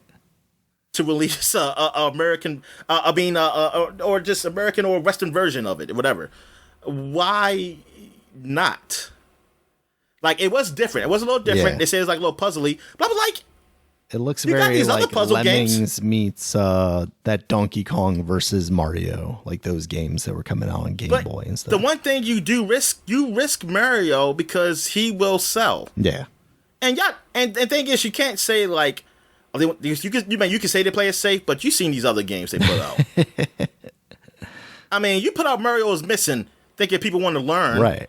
And so what the fuck? Mario Paint, because that's how I'm looking at it, and like it has the mouse on the cover, so I'm like, oh well, but like we got the mouse, we got Mario Paint. Yeah, they say you can. Yeah, you can use a mouse on it. Because they just said it come on PC, well, Japanese PC, and but yeah, I'm like, darn, that's. I know it's probably available now, and it was all in English. That's the thing. They said you can just play it because it's all in English. Of course. Nothing Japan loves more than English. Yes. Here's a game I remember getting as a young lad. It's like Jurassic Park on Sega Genesis. Oh, the inferior version. I was so excited for this game. I didn't even know there was a Super Nintendo version before this. Yeah. Honestly. And that was but this one I remember because I remember the commercial. I remember the T-Rex saying Sega. I remember him saying that. And I cannot wait till this game came out. I didn't get it till years. I think I bought it from Blockbuster first until I finally got it. I was so excited to get it, and it sucked. At least it sucked for me because I couldn't play. I hated playing as Grant, the man. Yeah. I love playing as a dinosaur. But it was hard for me. But I think I did finally I think there was a cheat to get multiple levels or something. And I think I got ahead. Or somebody had to save. I don't know what it was. But it felt like I know I didn't get far on my own. But yeah, it turned out, I was like, oh man, this ain't as good as I thought it would be. But the dinosaur was fun. The dinosaur was fun eating people. Yeah. So I just kept doing that all the time. Like I'll play the first level all the time and just eat people. Yeah, so I didn't. Yeah, now I remember. I didn't get the game. I just borrowed from Blockbuster, and I knew that I didn't want to have it. I knew I wasn't going to because I couldn't. It was a little too hard for me. With the human and the dinosaur it was a little hard. It got hard later on. And that was more fun to play as though. Yeah, but I mean, apparently, but it sold a lot. I mean, the game sold a hell of a lot because I mean, it's Jurassic Park, right? And I mean, it looked good. Like graphically, it looked good. It does. It was very impressive. And when I did finally see a Super Nintendo version, I was like, "Oh man, it's an isometric view looking thing. This ain't like the Sega Genesis one." And even though I think when you go a place, you go in first person, but I just didn't care. So I was like, "Yeah, this one sucks." Even though I heard it was pretty good too. Yeah. So yeah, Jurassic Park, this the Sega Genesis version because this was actually published by Sega. Because, and the other one was done by Ocean. I don't know if it was published by Nintendo, but they were just exclusive on Nintendo. Because they probably used the power of Nintendo. Because graphically, that graphically actually looked pretty good. Yeah, it does. On Super Nintendo. Now, the Nintendo version is, of course, looked the worst. I mean, obviously. Sure. But it was an isometric view also. But the Ocean one did look good. That came out... Did that come out the year before, I want to say? It was the year before, right? This came out in... Was it 92 or it came out 93? North October. America and PAL region. October, right? I don't have... Yeah, October.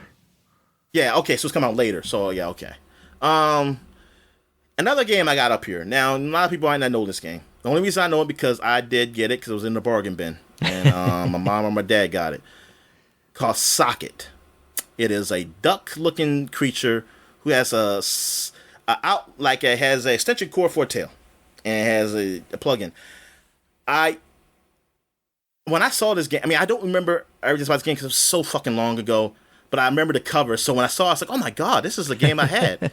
And I was like, yeah, but I don't remember playing it. Like, I was watching it play, and I was like, darn, I don't remember a lot of stuff, but I did play the shit out of this game, though, because I was a kid, and I just kept playing it. But it was like Sonic. I was gonna say it has a very Sonic look to it, kind of thing. You know, it's very copy of Sonic. Got attitude. I don't think it was rated pretty well or anything, but for the kid like me who just won the games, Socket that was all right, and for whatever my parents paid for it. And here's a game I totally forgot about. Eternal Champions for Sega Genesis. Oh, okay. This fighting game, I remember the commercial because the white dude getting beat up in the face. Like his face will all get messed up because like supposed to be like, oh, like it's so good. But I played this game. I liked it. Even though I couldn't pull none of the moves fucking off. But it had and they call it fatalities. I forgot what they called it. But they were gruesome. And they were cool, man. Like, you had one where when the lady gets put into... Like, it goes by stages. It's go by the stage of the fatality. So, there's one where you can throw them into the fan. And, like, they all get cut up. And then there's one where... somebody gets impaled on the Washington Monument. Oh, jeez. Yes. Like, God bless America. And and there's one where I think you get thrown down somewhere and get like I think your skin start dissolving and stuff. It has some cool looking fatality. Whatever they call their fatalities up there. And like that's what they compared it to. Like, oh, this is like in the like it was one commercial me saying like, oh, this is better than this what each other fighting games up or something like that. And I was like, yeah, and stuff like that. And it was a Sega exclusive. It was done by Sega. And I think it sold well. They did get a sequel, and I don't think it did as well. And from there, it just didn't go. But yeah, Eternal Champions, man, that was it. I thought it was a cool game. Like I liked it just as much as Mortal Kombat back then. Because I was like, yeah, it's cool. Yeah, I see blood, and you kidding me? Yeah. This is almost like more gruesome than Mortal Kombat. Jeez. Yeah, it was. They were going extreme, man. They were at the circus and they threw them in the lion pit. Yeah, and like the characters are from different time zones. That's what it's supposed to be like. Hey, they come from different time periods in history. So you got one guy like futuristic looking guy, then you got a woman who's barely wearing anything like some type of loincloth. Ah, yes, the 90s. But yeah, man, game. Yeah, it was cool. It was cool then, you know. So yeah. Here's the big news that happened. Nintendo did an announcement this month. 30 years ago, Nintendo and Silicon Graphics announced a worldwide joint development and license agreement for developing a truly three-dimensional 64-bit Nintendo machine for home use called Project Reality. And will be unveiled in arcades in 1994 and will be available for home use, target price $250, by late 1995. There you go. Yeah. The start. This was the start of the Virtual Boy. Sorry, I was joking. But so this is after they screwed over Sony, huh? Yeah, I guess so. But yeah, this is the start of N64, and it did come out in late 1995. Mm-hmm. What did they use it for in arcades? The only thing I could think of is like Killer Instinct Gold, but I don't know if that came out before the 64 or not. I know Killer Instinct came out before the 64. That's all I know. Yeah.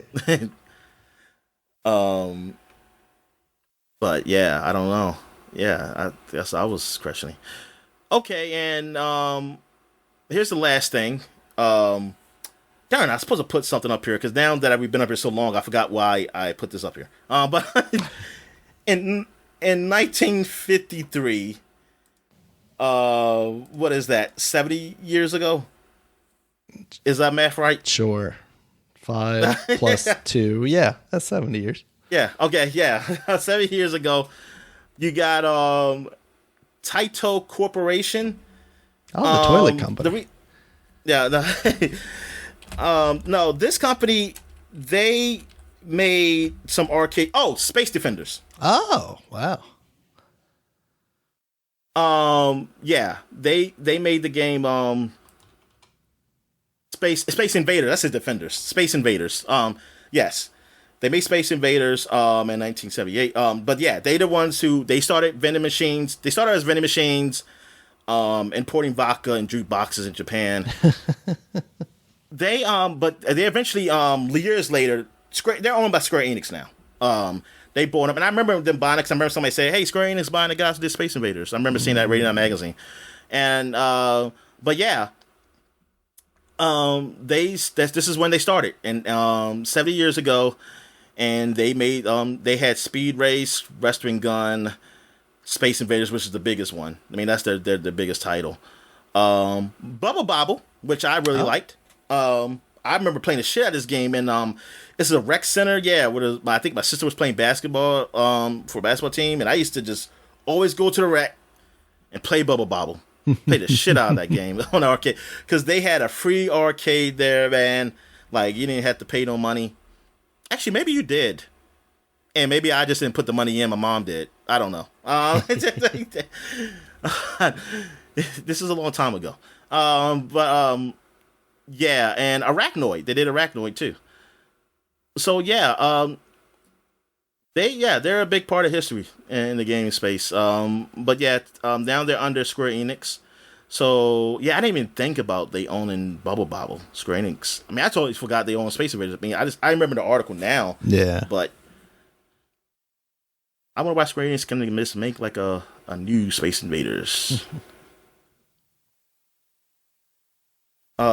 But yeah, it's darn 70 years ago that company started.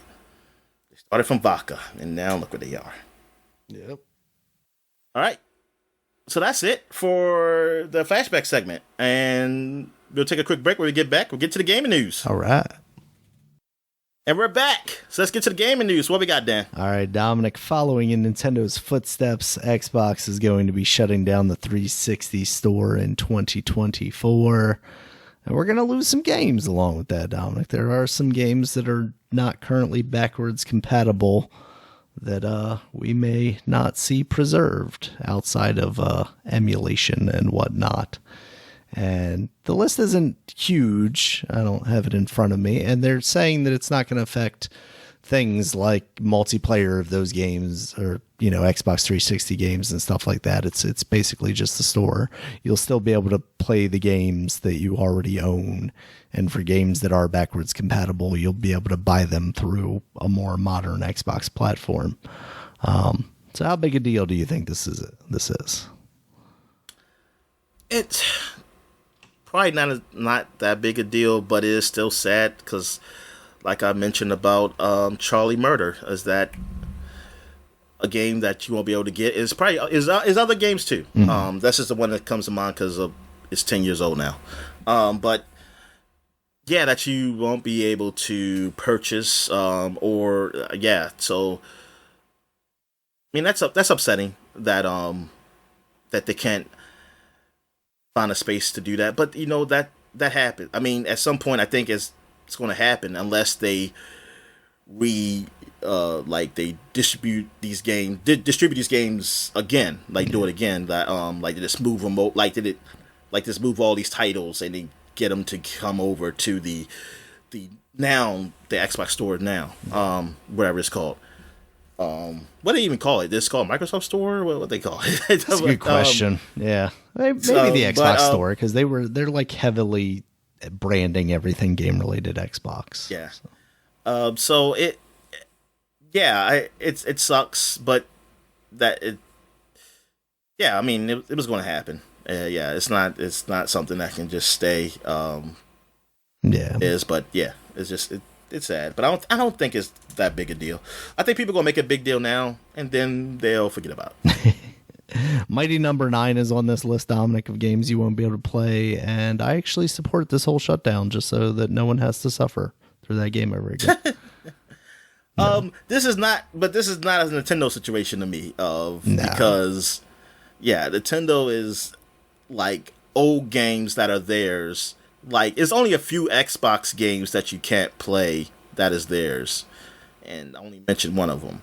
But Nintendo, I'm not really assaulting it. This is actually a compliment at the same time, because their games are great, and and it's their games, and everybody wants them, but they won't make a storefront where it can just be like you can just buy them. And have them all the time and carry throughout generations. Carry over. Exactly. They want to create a new store with a new system, and then take games away, and then they bring them back, and then they even, it's just, And though, God damn you. All right. So what else we got here? All right. Next up, Dominic. So there's been some talk about how Baldur's Gate 3 has been delayed on the Xbox Series X because they're having trouble porting it to the Xbox Series S, and because Microsoft demands parity for those things, that it couldn't come out at the same time as the PlayStation version.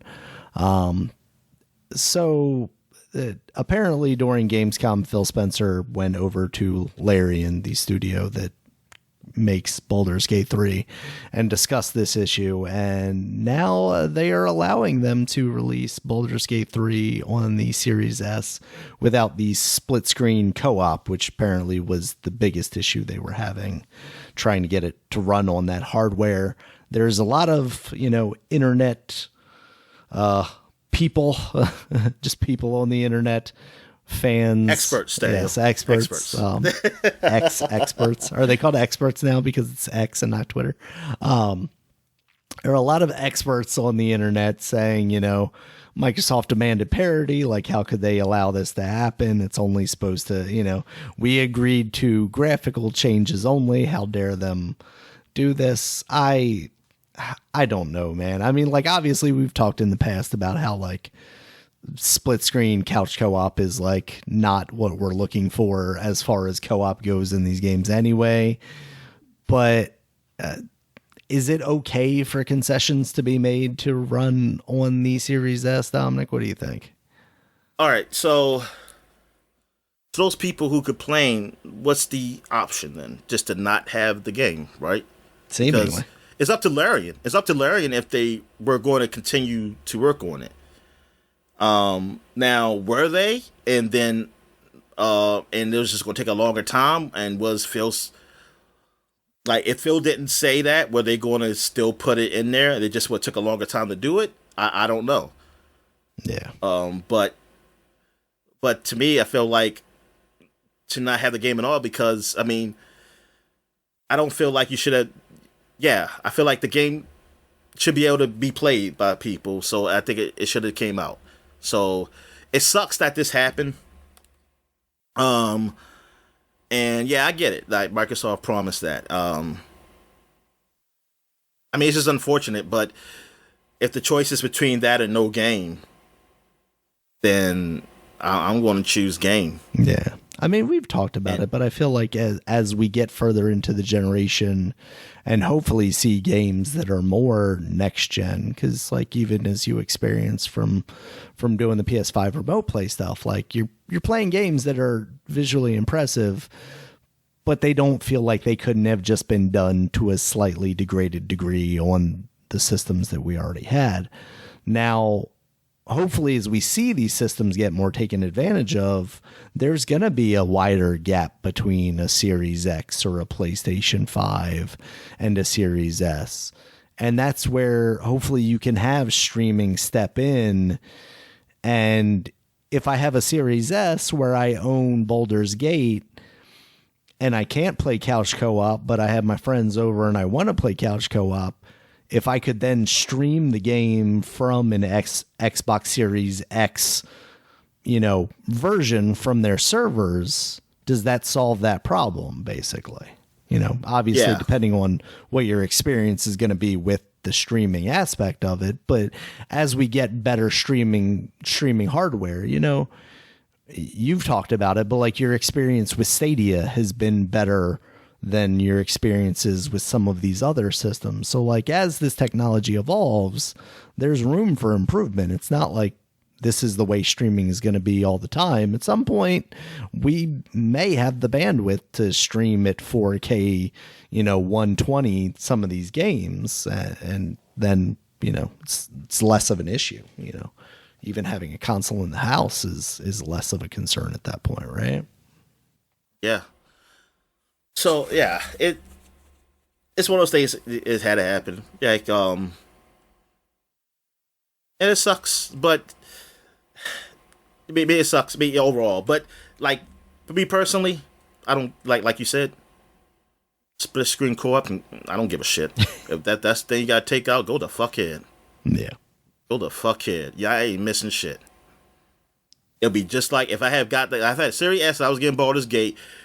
I wouldn't even know it was gone because I would not have touched it anyway. So I was like, whatever. But in reality, I get it. Yeah, it's disappointing for some. But I feel like it's not going to really hurt. I feel like it's not really going to hurt anybody. It's going to be a very small percentage that will be hurt by this news. A very small percentage. Yeah. That I feel like this is one of the games you take the risk on it, missing something. Yeah, because I mean, we see the popularity of that game right now on the PC and the PS5. So like, you gotta get that to people on the Xbox, Series X especially, but also, and it ain't just popular because of split screen co-op. No. So yeah, it's better to get that to as many people as you can. So sometimes you got to make a compromise. I mean, some game had to be the first game where there was going to be a compromise made to allow the release on the Xbox Series S in a more diminished way. And, here we are, I guess. I can't help but wonder if we do see a PlayStation 5 Pro at some point, where that puts a system like the Series S. Phil Spencer has been out there saying, they want to continue supporting the S. And, I'm all here for that. Like I appreciate developers supporting, older graphics cards and older processors on the PC because I'm a person that doesn't upgrade nearly as much as, they would probably like me to. So doing the work to allow games to run on, older hardware is much appreciated, and less powerful hardware, I guess I should say, because, obviously the Series S and the X came out around the same time. So, yeah. All I'm saying is that if I can play it, I'm curious about Baldur's Gate because I haven't tried it yet. I'm waiting to get my old man supposed to be giving me his SSD. It also has some more space. Because that's why I think I'll download it. I'll get it because I want to try it to see how it runs up there. Because I feel like I just wonder, like, if it does run, then what is it with the S that they can't get it, or they just didn't? They got to spend a little bit more time on it, and that prevents them from whatever else. I don't know. That's what I'm curious about. I don't know. Just make sure you try split screen co-op on it. I mean, I'll just try it just to see if it works. Yeah. And if it does, I'm just want to know what. I guess it just had to do more work, and I mean, maybe it just takes more time, and they didn't have that. And that's what I want to know. If it's just time, that's the problem.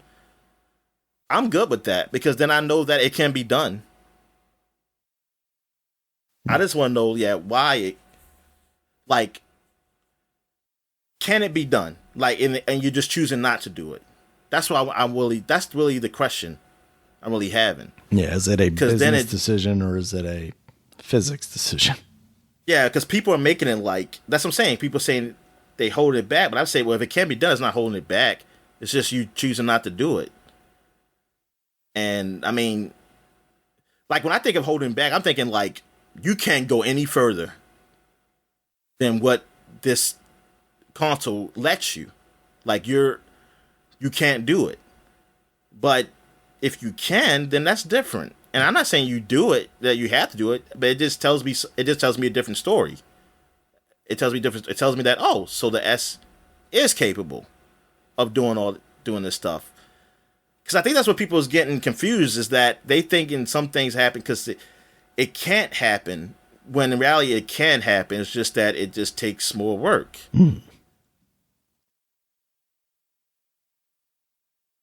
So in essence, that the hardware, I mean, I don't know. It doesn't seem like, because like I said, I have an old graphics card now, and some of these games that are just coming out, man, I'm still able to play them. I'm not going to say great, but they're playable. Right. I can play the game. And it's not super laggy or anything. Because if it was super laggy, I wouldn't try it. I wouldn't bother with it. Yeah. That's why I don't really play Grand Theft Auto. Well, I haven't tried it again. Grand Theft Auto. I mean, I don't know. I mean, I had trouble with it, but I haven't really tried it again. Cause then when I played Red Dead Redemption, it was better. So it might have been just an update. Cause I tried Grand Theft Auto early on my PC. So maybe it's better now. But Red Dead Redemption 2, it actually was running all right. I mean, it was still slower. I mean, I would definitely prefer something better. I mean, loading slower. Yeah. But when I got to play, it was running okay.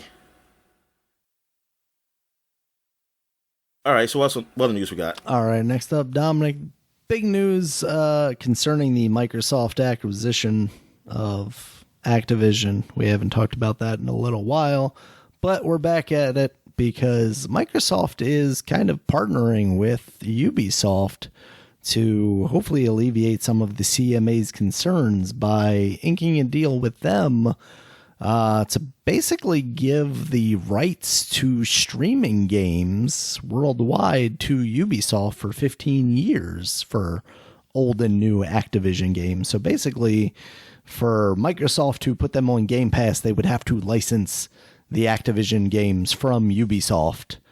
And Ubisoft has made it clear that you will also be able to play these games streaming through their Ubisoft Plus software. So what do you think, Dominic? Is this one going to help Microsoft clear the finish line with this deal? And two, do you think this affects us in a good, bad, or not at all way? Are we just still going to get those games in the United States on Game Pass and we aren't going to have to worry about it?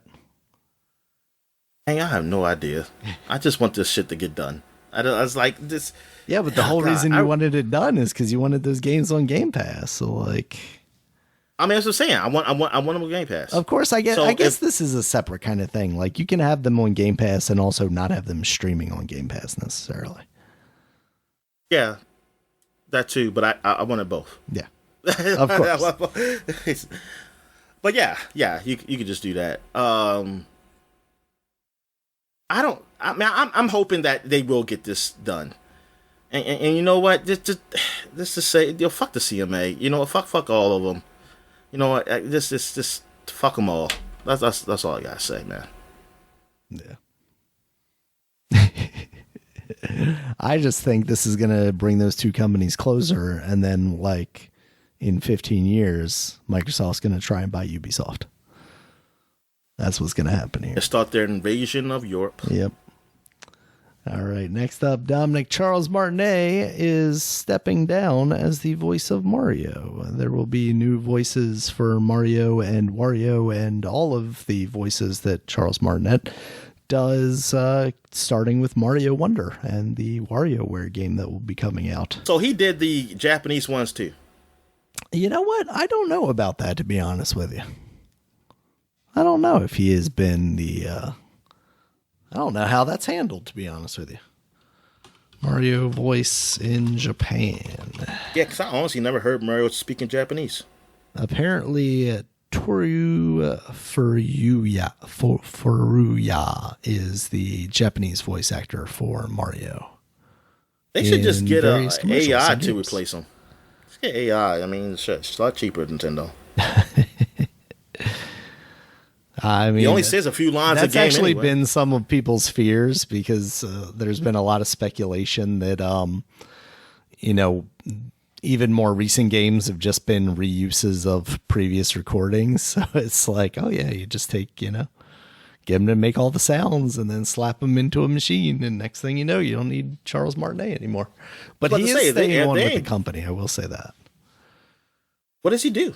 He's going to be the Mario ambassador, Dominic. So he's going to go around the world and promote Mario for those people that don't know who Mario is. Man's collecting a paycheck, Dominic. Yeah, exactly. That's just a legacy thing. That's like tenure. Yep. He's got tenure. So good on him. It's Mario ambassador. All right, Dominic. We'll do this one next. PlayStation Portal, you have referred to it a couple of times now throughout the podcast. This is the handheld that we had previously seen, which is basically a DualSense controller with an 8-inch LCD screen slapped in between it for the use of remote play. This is going to allegedly launch later this year at $200, according to Sony. Now, this is apparently only going to support, at least for now, the streaming of games from your PlayStation 5. So remote play. It will not support cloud streaming from the PlayStation Plus service, which makes no sense. You're only limiting the functionality of this device. And then it's also not going to support like Bluetooth headphones. You're only going to be able to either use wired headphones, or they have a new line of PlayStation wireless headphones that uses a proprietary connection called the PlayStation Link. So, and they're pretty cheap. They're pretty cheap. Are they? No. Okay. It's okay. I hadn't seen what the price was. I didn't expect them to be, but wasn't sure if you had some information that I did not. At $20. I mean, this device is maybe a little cheaper than I would have expected them to try and get away with, but when you start exploring the functionality of it, I'd be hard pressed to try and push this any higher when you have a fully fledged Steam Deck, at $400, and sometimes on sale cheaper than that. So yeah, but then like even the Logitech G Cloud thing, That was, I think, around the same price. Okay, that was $300. But that's a device that you can stream games from, the Xbox cloud. It gives you a lot more options. The NVIDIA GeForce Now, your PC Shadow Play, Steam Link, stuff like that. So, like, they couldn't even put like just regular tablet features on this. This thing is going to get busted open like day one, I'm sure, because from leaks, it's just running Android in the background. So I'm sure people are going to figure out a way to crack that thing open. So maybe it does become kind of a deal eventually if that's the case. But but you got to go through that. You got to do that. Yeah. But I'm just saying, for just the traditional use of it, they could just made at least make it a tablet. Yeah. Now I got to stream my Netflix through my Xbox or through my PlayStation onto my handheld device. Yeah. Yes. It seems very weird. Like $200 for a remote play exclusive thing. Like, yeah, you can take it out in the world, but like, as you talked about your experience, like it can be all right, but that's not going to be your preferred method of playing this necessarily. So why not make a device that like allows for that option, obviously, but also gives you other options to play these games? Yeah, that's so weird. And the internet was telling me when I was on there, they were telling me, the people in there, the experts, I like to call them, they were telling me that it's good that it's no Bluetooth because it will prevent the lagging. I mean, I didn't. I get it to an extent. Like, even just using Bluetooth headphones on my phone and watching a YouTube video, there's sometimes noticeable lag between the two. So I get it. But like, I guess that's my question. Why isn't Bluetooth better, Dominic? Or why haven't we moved away from Bluetooth as a technology onto something that works better? Because like, I don't know. Every phone is moving away from having a headphone jack and to Bluetooth only. So why isn't Bluetooth getting better? Why isn't low latency Bluetooth actually low latency? What's going on there? Yeah. So hopefully in the future, my phone will have PlayStation Link technology, maybe. All right, Dominic. So we'll dip back into some awful news here real quick. BioWare has laid off 50 people, which from a 250-person studio, that is a significant chunk of their workforce. Meanwhile, they are obviously trying to release the next Dragon Age game and allegedly trying to work on another Mass Effect game. What's going on?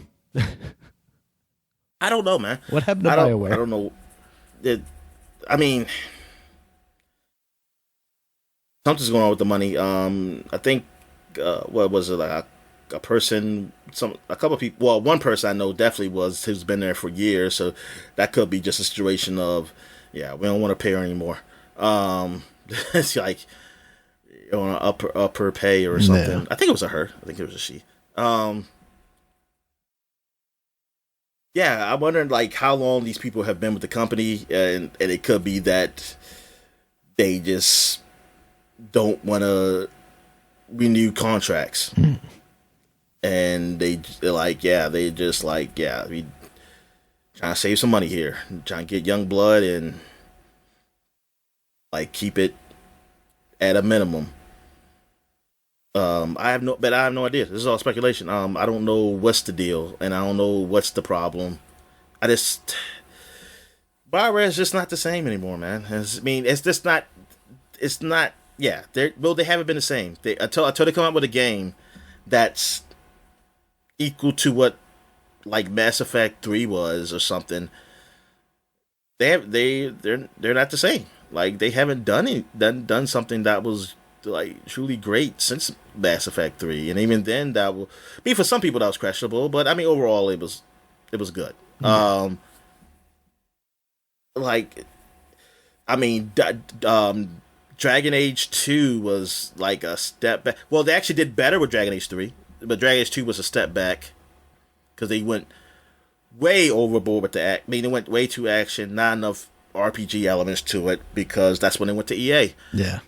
And that's. I mean, you just gotta say it. When they went to EA, that's when it seemed like the quality of what they were went down. Mass Effect 2 was great though. That was probably the best thing they've done under EA. Was Mass Effect 2. Mm-hmm. Other than that,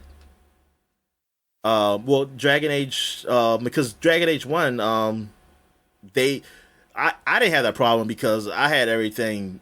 Because I got the game so late, so I didn't have problem with the they weren't called microtransactions, but all that DLC that they were selling people because it was all there for me. So, but I remember now. I remember like reading. I was reading some old things on Dragon Age. They had that, like, it was a great game, but they putting all that stuff in there to get people nickel and dime people. Basically in this RPG, single player RPG, that was not cool. Like, the people really did not like that. But that's when they were on the EA. They did that. So like BioWare old is not there anymore, man. Those games, I do want to go back to play the games that I never played under them that were good, like what's that game called? And stuff like that. Say that again. Neverwinter Nights. Yes, like Neverwinter Nights. I did, and then I'm gonna go back to play games that I had played before. Like, I'm gonna go back to play what the hell is that called? The Chinese one. Chinese game they made. I played that game. Jade Empire. Yeah, I played that game quite a few times, man. That was good. Like, I like that better than the Star Wars ones. I mean, I think some people said that, but it was better. Yeah, I liked it better than the Star Wars. Their Star Wars game. I mean, Star Wars was great. Even though 2 wasn't technically them, and that wasn't even finished. But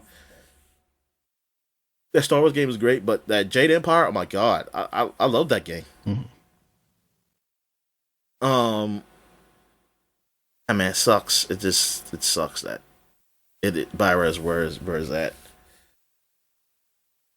I just got hope Microsoft with their Western RPGs that they own, man, they can pull it off. And I mean, Baldur's Gate. I mean, you got Baldur's Gate guys learning. They're doing it, even though it's more hardcore. Like, if you're a person who's not, they like Western RPGs, but not so hardcore as Baldur's Gate. Yeah, I think those guys, Microsoft has those guys now. Yeah. Yep. Oh, and so, or if you like the guys who did Technomancer, I forgot the other games they've done. They're pretty good. Those guys, what's their name?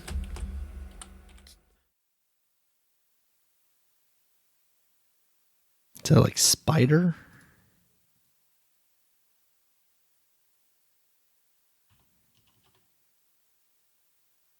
Yeah, Spiders. Spiders, yeah. But like Focus Entertainment, the publisher, they seem to have some games under their belts that are like Western RPG-ish that kind of feels like a BioWare game. I mean, they're not done as well because they don't got the money behind them like BioWare does, but they're all right. I mean, put like this, they're better than the games that BioWare has put out recently. So yeah. Yep. Yeah, Focus Entertainment has been they've been doing right. I mean, they're the ones who did your Mud Runner, right? They did Snow Runner. I think so. Yeah, that sounds right. Atlas Fallen, which is just came out, but that wasn't reviewed very well. It's pretty mixed. But I mean, I give it to them. It's mixed, but it's not bad. It's like we said, when we were looking at it, it just looked like a game that could have came out generations ago. It just looks really good. Yeah, the graphic looks good. I mean, they put out some alright titles. They put out some, yeah. A lot of titles I'm looking at are games that, like, oh, there's a better version, not a better version, but there are games that are inspired by other games. Like you can notice, like Atomic Heart. You know, it's inspired like BioShock. Evil West is like a lot of other action games, I guess you can say. Then you got Curse of the Dead God. This is kind of like what's the game I liked? Darkest Dungeon or something like that. It's kind of similar-ish to that.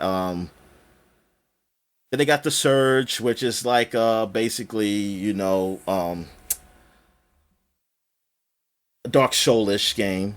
Greedfall, that's the other one. I was trying to think of the other game. Yeah, Greedfall, okay. Which is kind of like a BioWare's game. Yeah. Apparently they published a Plague's Tale. Oh yeah, Plague's Tale. Yeah, Plague's Tale was under that. Okay. And they got the Farmer Simulator. Call of Cthulhu was under them. Got Space Hawk. I believe is Warhammer stuff. I feel like it looks like, well, it looks like it, but I don't see the name Warhammer up here. I guess it's not. But it has to. It's gotta be Warhammer. Yeah, it is. I'm about to say that symbol looks like they put out so many Warhammer games now that they don't need to put the name Warhammer on it anymore. They feel like it'll overlap too much. I'm just surprised though, like they didn't put Warhammer Space Hawk. And they're publishing Warhammer Space Marine 2. All right. So what else we got? All right, Dominic. So Gamescom is going on. So of course Jeff Keighley had his opening night live. That was like 2.5 hours or something like that. Ridiculous amount of time. We've consolidated some of this, took out some of the stuff we were less interested in. First up, Dominic, it happened to him once again. Somebody got on stage. Jeff Keighley needs to figure things out. Yeah, some guy was on stage like, oh, Bill Clinton wants to play Grand Theft Auto 6. Because I guess that's the thing now is like if you get on Gamescom or Jeff Keighley show, you got to mention Bill Clinton along with whatever game. This guy has appeared on other things too. Oh, really? I think mostly in Europe though. So okay. Because somebody showed a video. Because some people were saying like, "Oh, PlayStation fan trying to crash the party," but people are saying it's not PlayStation fan. This dude does it. Fan? Yeah, well, because he's doing it while they're talking about Starfield. Oh, okay. And gotcha. And which is like, yeah, it was like that. You're stretching. The guy is a guy who does it elsewhere, other places that people have pointed out. And he goes up there to talk about GTA 6. And I guess, like you said, the Bill Clinton. I guess he said the Bill Clinton because it's been done before, so he said but still GTA 6 also. Yeah. But that's what he does, and I don't. Yeah, whatever. If you find it funny, great. But whatever. Jeff Keighley needs like higher stages or something. He needs to perform on like a platform 20 feet above the audience or something. Oh, just let him have a taser. Shit. I mean, he looked like he wanted to tase that dude. Or a cattle prod. Like you see somebody come, oh, here you go. This cattle prod him down. Give that man a lightsaber. Let him cut people's heads off. Yeah. Have them. Like, drag him off the stage, mop up the pee, because most likely he's going to piss himself, and then just, I got to get it going. Like, I feel bad for Keighley, but at the same time, like, this happened to you previously. Like, what are you doing to make that not happen again? Because, like, security did not... He trusts people, Daniel. He trusts people. That's what it is. He said, like, it's not going to happen again. They're not going to do it again. Well, maybe, then they fail him. Maybe he'll learn this time. And then it's going to be evil. He's going to be evil Keighley. Oh, no. We've red-pilled him or whatever. All right, Dominic, let's get to the video games. Starfield, they showed a live-action trailer, and then Todd Howard came out and talked about how Starfield's coming out in a couple of weeks, and it's going to be amazing. Are you more or less excited, or are you just the same excited? Where are you at with this game? Same excited. Yeah, this trailer didn't really do too much, but it looks like it's going to be an awesome game. So, but I can't wait to get my hands on it.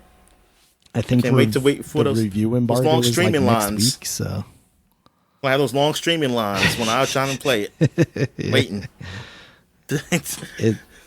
There's not a Xbox One version of that game, is there?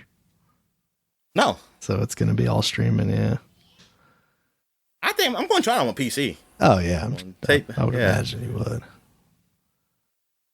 All right. Next up, Dominic, was Crimson Deserts. This game had it all. It had horses that did like power slides. You were very agile on your horse. You turned into like this cloud of black smoke.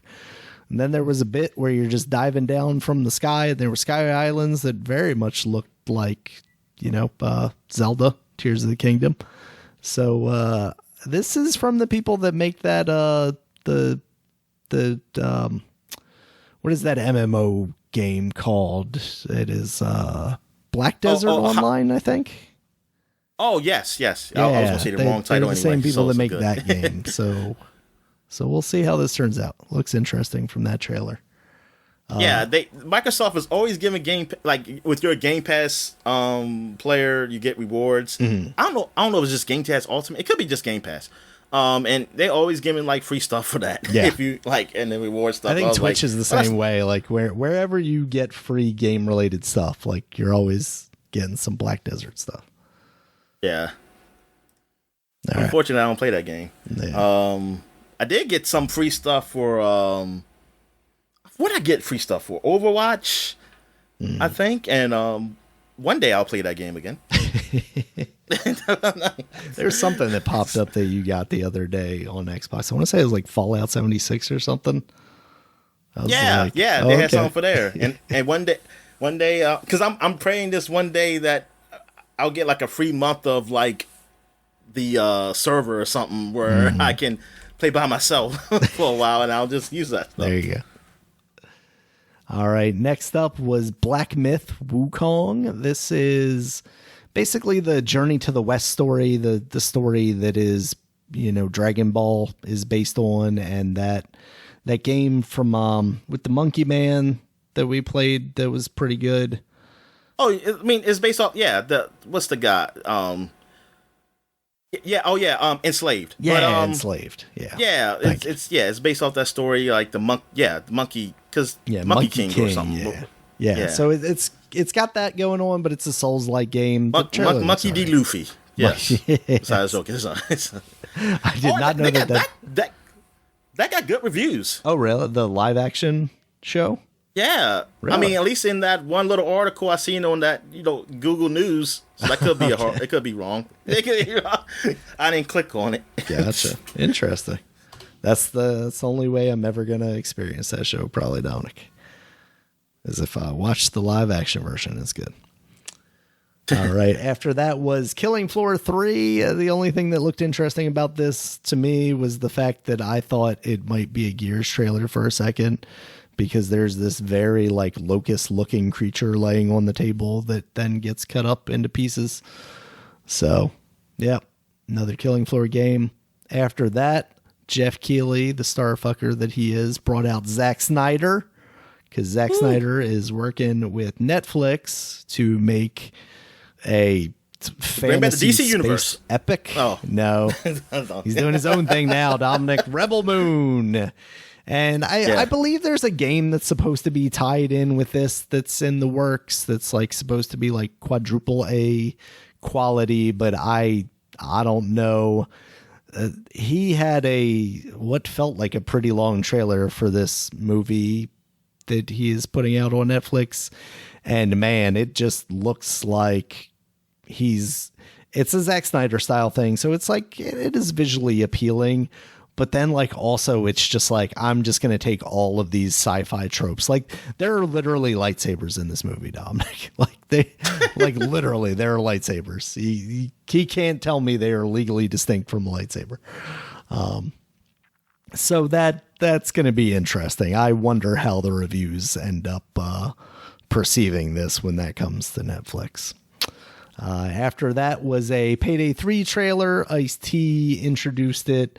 They were showing off a heist mission in like a container yard at the port. That looked kind of cool. Payday 3, we've talked about Payday before, but like that's one of those games that it's a lot of fun to watch. It looks really cool, but I don't know that I have the desire or will to actually spend a lot of time with one of those games. Like, can you play that game with bots? That's a good question. I don't know if you could very well play it with bots if you can don't even look play it up with bots. because we gotta move on. Yeah. But yeah, all right. But yeah, I mean, I'll look it up one day. Yeah. All right. Next up was Assassin's Creed Mirage. Just another trailer for that game. Still looks the same. It looks good. Like I'm convinced that that's gonna be an all right game. And it's, harkening back to like 2 and the more simpler times before it got more open world. But at the same time, like those stories just feel like they don't mean anything anymore. And I know this is tied to the Viking one in some way, shape, or form, but having not played that, I don't know what's going on there either. After that, Tekken 8, they gave a release date, which is January 26, 2024. And they also showed off some of their like lobby stuff. You're going to have like an Xbox style avatar that you can run around in. And you can also customize the characters in the games. It seems like pretty extensively, which is cool for a fighting game. After that was a very long presentation of Modern Warfare 3. It was a lot of dark scuba infiltration on a ship and trying to get into this prison. And then the trailer cuts off with them blowing up this big door. I don't know if, it was you playing, so I don't know. I don't think that would be you trying to free Makarov. Maybe it's like you trying to get him before he gets freed by somebody else and you've been beaten to the punch or something like that. I don't know. We will see. But a very, Call of Duty-esque presentation. Looks good. Very dark. HDR will probably be amazing for people that have TVs that do that. After that was Grand Blue Fantasy Relink. This is set in the Grand Blue Fantasy world. You may be familiar with those fighting games, but this is like a full action RPG.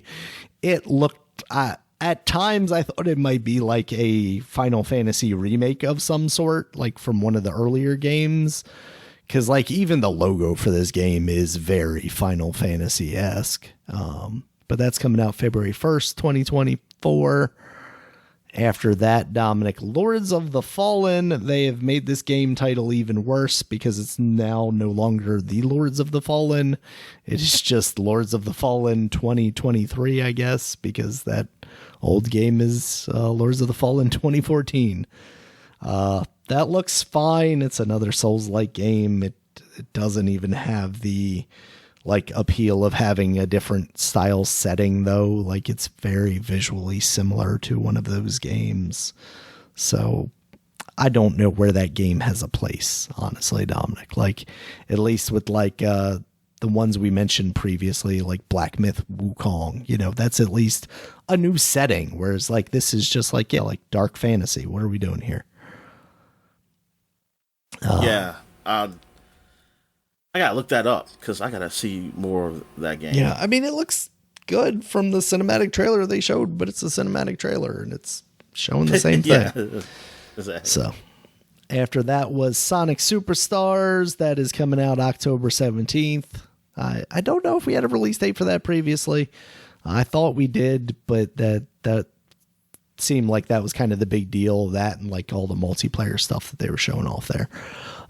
They also showed off that there's going to be a free update, the Final Horizon update for Sonic Frontiers, that's going to add playable characters of Knuckles, Tails, and Amy, as well as some new areas and some new enemies and stuff.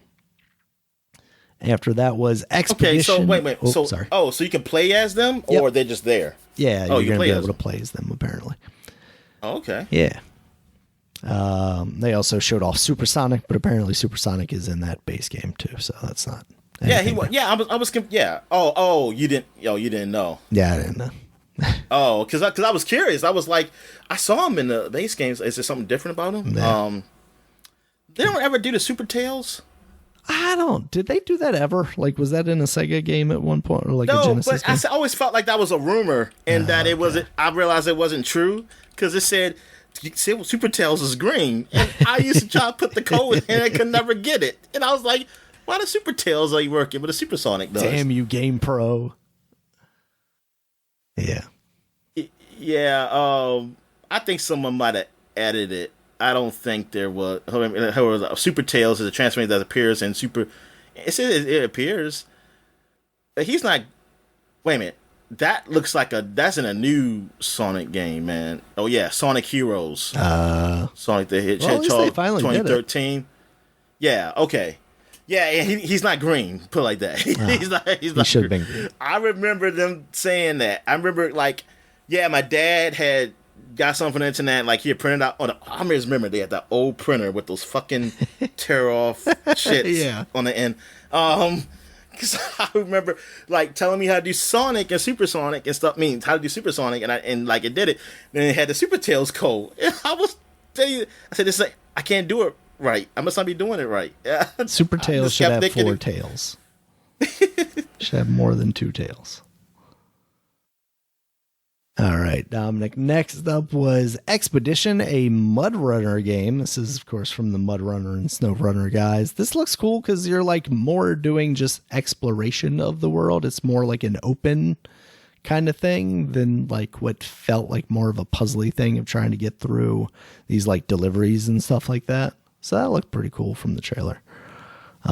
After that was the Crew Motor Fest. This is, the joke's been made a million times, I'm sure, but Forza at home, basically. We've got Forza at home. It looks all right, but they're doing something very smart. They're giving a free trial of 5 hours between September 14th and 17th, because I think this game is probably going to be a lot of fun, but like getting anybody to give it a chance over one of the many Forza games is going to be their biggest hurdle. So like allowing people to try it out for free, I think that's a smart move on Ubisoft's part there. Yeah, hold up. Oh yeah, yeah, definitely. So September. Okay, it's in September. Yeah. Damn, September. What am I thinking? September's just around the corner. It really is. Oh, it really is. All right, Dominic. Next up was Cyberpunk 2077. They showed off more of Phantom Liberty, that DLC. They also makes you want to play it again. That looks good. And they're also saying they're doing a lot of the updates that they're doing for this game. They're also just introducing into the base game. So you don't necessarily need to have... Get that game for $13 again? Like I did for Stadia. All I got was refunded $13. I was supposed to spend $13 on it. Yeah. Yeah, maybe as it comes out, check out GOG, their thing. They might have it on sale. Oh yeah. All right. Hold up, but okay, with this one, yeah, it is it an expansion or I can play it by itself? This is an expansion. As far as I'm aware. So you still have to have the base game. Yeah. All right, and the base game has been on sale someday. So. It probably won't be on sale no time soon. They're like, at least a little after this. Yeah. All right. I have a bundle sale. Yeah, save a little bit there. But I wonder, I don't know how much that expansion is going to be. Let's say Phantom. I think it was, 40 or 30? I want to say... I want to say 40. Sounds right. Let's see. Cyberpunk, pre-order now. It's taking too long to load these websites, Dominic. Let's see. I'll do PC platform. God, you really just make me click through all these things. Oh, 30. It's 30 on GOG. Oh, it's 30. Okay. There we go. Yeah, that's not... I don't think... Well, it all depends on the content, but it doesn't sound like it's bad. Yeah. It doesn't sound like it's bad. Like, because if I'm expecting what they did in The Witcher, then I think 30 is a good deal. Because I think that was like a full game. Yeah. Not as much a joke as this game launched at. Like, I kind of hope for them that this can kind of be that like relaunch for them and show that, like we had it. The game is playable now, but like it's finally where it needed to be, basically, you know? Yeah. Yeah, I mean, I think now, like, the game it's fine. I still don't think it ain't met up to my expectations. But I think it's still generally, it was an okay game. I wish there was more, I wish there was more freedom than I thought I wanted. I mean, like, as freedom as in, like, story and, like, how things change.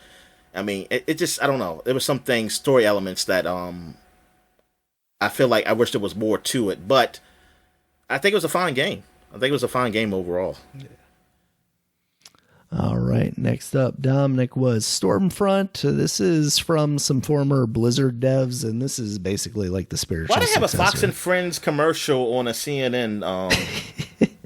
Because they paid for like it, Dominic. They're targeting you. They're like, oh, if you want to watch CNN, you should probably also check this out.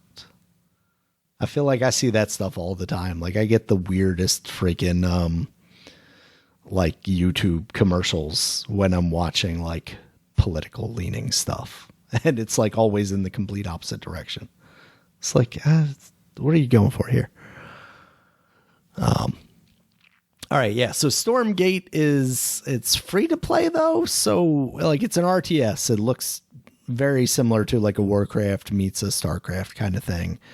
It looks pretty cool, but like it's free to play. So like, what are they gonna try and make me pay for in one of these style games? The level. I mean, I never played Diablo Immortals, but I'm sure that there will be something like the people you have upgrade guns and stuff that I guess moving forward, if you want to go forward, maybe it'd be too hard to do without upgrading or something. I don't know. Don't like the sound of that at all, Dominic. Yeah, I don't like that. All right. Next up, Dominic, more Mortal Kombat 1. Instead of Shao Kahn, you got General Shao because he's not the Khan yet. You also got Sindel and Maltoro as a cameo And she character. seemed like she's the leader, right? She does, yeah. Queen Sindel. Yeah, and she is wrecking people with that hair. She's tearing off limbs. You can wrap me up in that hair, baby. And then to follow kind of the change in the story. I like hairy woman, Daniel. Oh, okay. Good to know. Following the changes to the story where like Liu Kang is now, the god, it seems like they're taking Raiden and making him like the new challenger who will potentially win the tournament. Also, Shinjinku from Mortal Kombat Deception is a cameo character in there. He, if you watch the trailer, is the guy that punches really quickly. Okay. So yeah, that game is still looking really, really good, Dominic. After that was Ara, A-R-A, History Untold. This game just looks like Civilization. It's coming out next year and is apparently published by Xbox. So they're like, we need one of our own, I guess. I guess it's going to be on Game Pass then. Yeah. So that could be pretty cool. After that was a trailer for Diablo 4 Season 2. Season of Blood. That's coming out October 17th. It's going to have like a vampire hunter companion that's added to your party. And yeah, it looks all right. How much you got to pay for that? That is a good question. Let's see. Oh, don't worry about it. Never mind. Okay. $1 million. $1 million. After that was Dustborn. This is a game coming from Quantic Dream. It's like super cell shaded, but it's not like flat looking. It's more of like Life is Strange style cell shading where it's not subtle, but it doesn't like take away from like the more realistic shapes of the human beings. It's a narrative driven game, action adventure. It looks very like, I don't know how to describe it. It looks very like Life is Strange-ish. It has like these like teen vibes to it, like these cool kids, something that at one point I would maybe consider hipster, but it's not. It's more like grungy than hipster, which I think is where we're at now, where like hipster was like a little more old timey. But now as we get older, like grunge kids are more hipstery. Anyway, that looks all right. Quadding Dream, though, I wonder how that is going to play, but whatever. I guess we'll see early 2024 for that. This one looks really weird. It looks very like regular show-ish in its animation style. Thank goodness you were here. I really got to see this. What's that? What's it called again? It is Thank Goodness You Are Here. It's from the developers who made Untitled Goose Game. So that's a pretty good pedigree. And they're calling it a comedy slapformer instead of a platformer. But it is very much in that art style. The characters very much look in that, like, just kind of ugly, you know? Ugly but cartoony. They're beautiful people, Daniel. I mean, beautiful sure. People.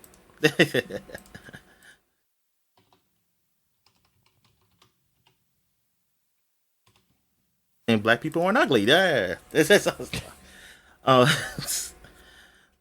Nah, this yeah, it looks like it's something funny. Yeah, it's something I might try out or something. Yeah, it seems like it could be cool. And that is being published by Panic, who makes the handheld. With you play as a very small person. You are a very weirdly small person with like what are you? A lemon head? Yeah, because you're yellow. Yeah. You do have a tie, a shirt and tie on though, so you're about business. Oh, of course. Gotta be all about business, Dominic. Yeah. The developer's called Cold Supper. Yep. That's because they're crunching, Dominic, to get these games to you. So their food is just sitting cold at home. Well, their spouse is contemplating divorce. Coal. Like Coleman. Oh. Sometimes you got to eat that coal to turn into a machine. Yeah. All right, so what's we got? All right, and then the last thing that capped off the show, Dominic, Alan Wake 2. It was a lot of FMV stuff. That's coming out October 27th now. Got delayed a little bit, but still coming out before Halloween, which I think is probably perfect timing for this game. Yes. It looks pretty good. There was also a Future of Gaming show thing related to Gamescom, and there was like a 20-minute gameplay, display of that game there. So watch a little bit of that. It looks pretty cool. I am. Yeah. How excited are you for this game? I'm not like busting down anybody's door, but I would not be surprised if it gets good reviews if I see it on sale and pick it up pretty quickly after release. I did like Control a lot, and I obviously liked Alan Wake a lot. So yeah, if they modernize that game a little bit more and make it more in the vein of Control, I mean, not superpowers and whatnot, obviously, but just a better feeling action game. I'm all about it. So, yeah. So, I think Jeff Keighley did a good job of kind of tempering expectations ahead of time for this. He said, there wasn't going to be anything too big, and I think in this case he was was very right about that. And I still got angry and angrily typed things about him. Uh-oh. Well, as long as you don't rush the stage, that's fine. So, all right, Dominic, unless you saw anything else, we'll move on to new releases. Yeah, we can move on to new releases. New releases, we've got Moving Out 2. That's out on PC, Nintendo Switch, PS4, PS5, Xbox One, and Xbox Series X. Moving Out 1 was pretty cool. I expect Moving Out 2 to be very similar. So that's all right. Red Dead Redemption is now out on the Nintendo Switch and PS4, and by proxy on PS5. I have heard that is fine, but nothing special as far as, upgrades to run on PS4. See, official PC version, you bastards. Nope, got to run the emulated version. Which I feel like is slightly funny. Just real quick tangent. When we talked about that last time, I looked it up, and Digital Foundry actually has a video of emulating the Xbox version of it, which I thought was kind of funny because I feel like Digital Foundry is this official channel that wouldn't really talk about emulation and piracy kind of stuff like that. So I thought that was kind of neat. Vampire Survivors is now out on the Nintendo Switch. Bomb Rush Cyberfunk. Yeah. Bomb Rush Cyberfunk is out on PC and Nintendo Switch. You mentioned that earlier. Madden NFL 24 is out on PC, Nintendo Switch, PS4, PS5, Xbox One, and Xbox Series. The reviews are like average at best, I've seen. I feel like that is not out on the Switch. I don't know. Oh, okay. Apparently it is on Nintendo Switch. Has that been on Nintendo Switch the past couple of years? I don't get me lying. Okay, it's fine. I don't want to put you in the wrong position. I just that seemed weird to me. Anyway, let's see. Texas Chainsaw Massacre, that game came out. That's out on PC, PS4, PS5, Xbox One, and Xbox Series. Have you checked that out on Twitch or anything? Wait a minute. It says right here that why does it say will Madden be available on Nintendo Switch? Unfortunately, Madden and Nintendo fans, Madden 24 is not available on Nintendo Switch. Oh. Okay, they need to get this sports Kita. And what is this video that I'm watching? What are they doing? Are they streaming it from PC? Oh, I'm looking. Will Madden be on Nintendo? As of now, man, will not be. Yeah, I don't think it is. Ah, these fake videos got me, Dominic. They got me. Yeah, I thought that seemed weird. All right. Anyway, Texas Chainsaw Massacre. Have you checked that game out at all? Is that something? No, I told my friend about it. I don't know if he played it yet, though, honestly, because he was into Friday the 13th. Right. And I was trying to think about getting him to play with him, but it seemed like every time it gets that time, I got to do something. Gotcha. But yeah, I haven't tried. I have watched a video of it though. Mm-hmm. I think when I was doing the podcast. What was I doing? Was I talking to you? Or was I just looking at it myself? I had no idea. Maybe I was looking at myself. I thought I was watching it during the last podcast we did. Okay. But it wasn't. No. I think I was just looking at it. Just to check it out. Yeah, to see how it was. And no, I think you're right. I think before we recorded the podcast last time, I think you were watching some on Switch. Oh, okay. That sounds right. Yeah, because it was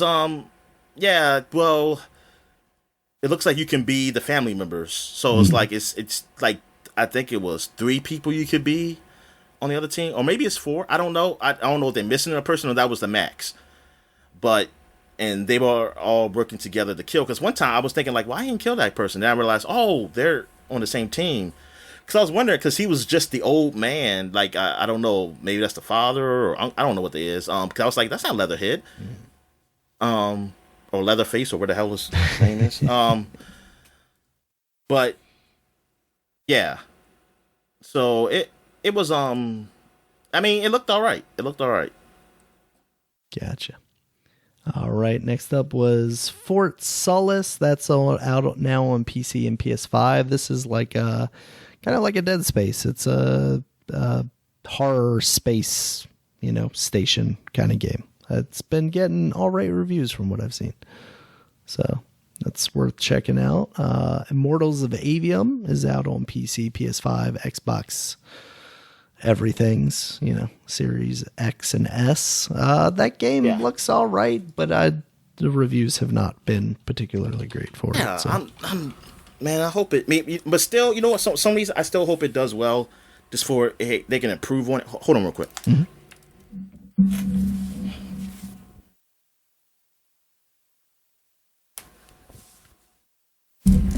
They can improve on something, because this seems like a good idea. Yeah. I mean, it seems fine. I mean, it's probably not great, but I'm just wondering how much money went behind this, and how much is EA expecting from sales, or what does it take to be that, hey, this was successful? Yeah. Yeah, because I was telling you on one of our breaks, I saw a post on Reddit that was this game 5 days after has peaked at 750 players on Steam. So that does not seem particularly great. But hopefully that just means people are playing on consoles. I don't know. But. Yeah, exactly. That's why I have to hope. Got an 8 out of 10 on IGN, so. Because they be putting the Steam numbers for Halo, and I'm I don't Who's playing through like Steam? I don't know. I know that's bad, like as far as a game, but I don't know if people are playing Halo. You know, like our through Steam, the PC guys. Because you're talking about Xbox and it's free up there, right? I mean, it's free everywhere technically, but Xbox is true. It's the home. The multiplayer is free for Halo, so yeah, I don't. Yeah, and so it's just I don't relatively know. newly available on Steam. So like people who've been playing that game are probably still playing through the Xbox app. Yeah, who are fans of the game. Yeah. So, all right. Next up is WrestleQuest. That's out now on PC, Nintendo Switch, PS4, PS5, Xbox One, and Xbox Series. After having been delayed for a little bit due to a bug that they found at the last second, it seems like it's an okay game, but nothing great. It seems like I'm going to try it out though. Yeah, because I really want to try it. Maybe I'll like it. Mm-hmm. Yeah, I was hoping it was high scores though. I was hoping like more people. Yeah, definitely more appreciate. All right, next up is Blasphemous 2, out now on the PC, Nintendo Switch, PS5, Xbox Series. That is the like Souls-like Metroidvania. That first game seems really cool. Yeah. So yeah, I haven't seen reviews on this one yet, but I would imagine that it's probably doing pretty all right. Look at it, man. Is that Jesus? Where's Jesus? Oh no, it's a woman. Oh no, it's a woman, like a cloth thing. But like a bit like a white robe or something. Oh. I don't know what she's supposed to be doing right here, but this kid, it seemed like some religious stuff to this man. Yeah. I mean, darn, he's wearing a crown with thorns. Yeah. Absolutely. Then I see a chalice. But the chalice is over here in this video. That's all. All right. Then we got Armored Core 6, Dominic Fires of Rubicon, out on PC, PS4, PS5, Xbox One, and Xbox Series. Yeah, I want to try that game out. And because I like the action and stuff, looks pretty fun on it. Now, I don't know, because everybody keeps saying, because it's the guys who did Dark Souls. So I don't know if it's like a super hard game. I've heard that the spike around the first boss is definitely pretty significant, like difficulty wise. Oh, okay. Because there is not a difficulty. The whole thing when I did had started up a bit. I didn't really play much. I didn't get far at all. That's why I really didn't mention it. But yeah, I noticed that I didn't see no difficulties up there. I was like, oh, I don't like this. I was like, I don't see where's the easy modes or the medium hard. I say, oh crap. Yeah. I was hoping like it come later. Maybe they test how well you play and then they make it easy for you. Yeah. So it looks all right. It's obviously getting reviewed pretty well, being a FromSoft game. So yeah, that is what we got, Dominic. You got anything else for the people? No, I think I'm all right, man. All right. Thank you guys as always for listening. You check us out on Twitter. Dominic is at DStallworth5. I'm at Regulus MB. The podcast is at Supapod, SUPAPOD. Supapod.com is the website. You can check us out there. It has links to all the places you can find us, including YouTube, where there's a video version of this podcast, as well as iTunes, Stitcher, Google Podcasts, Spotify, and any other place you might find an audio podcast. Until next time, guys, talk to you later. All right, see ya.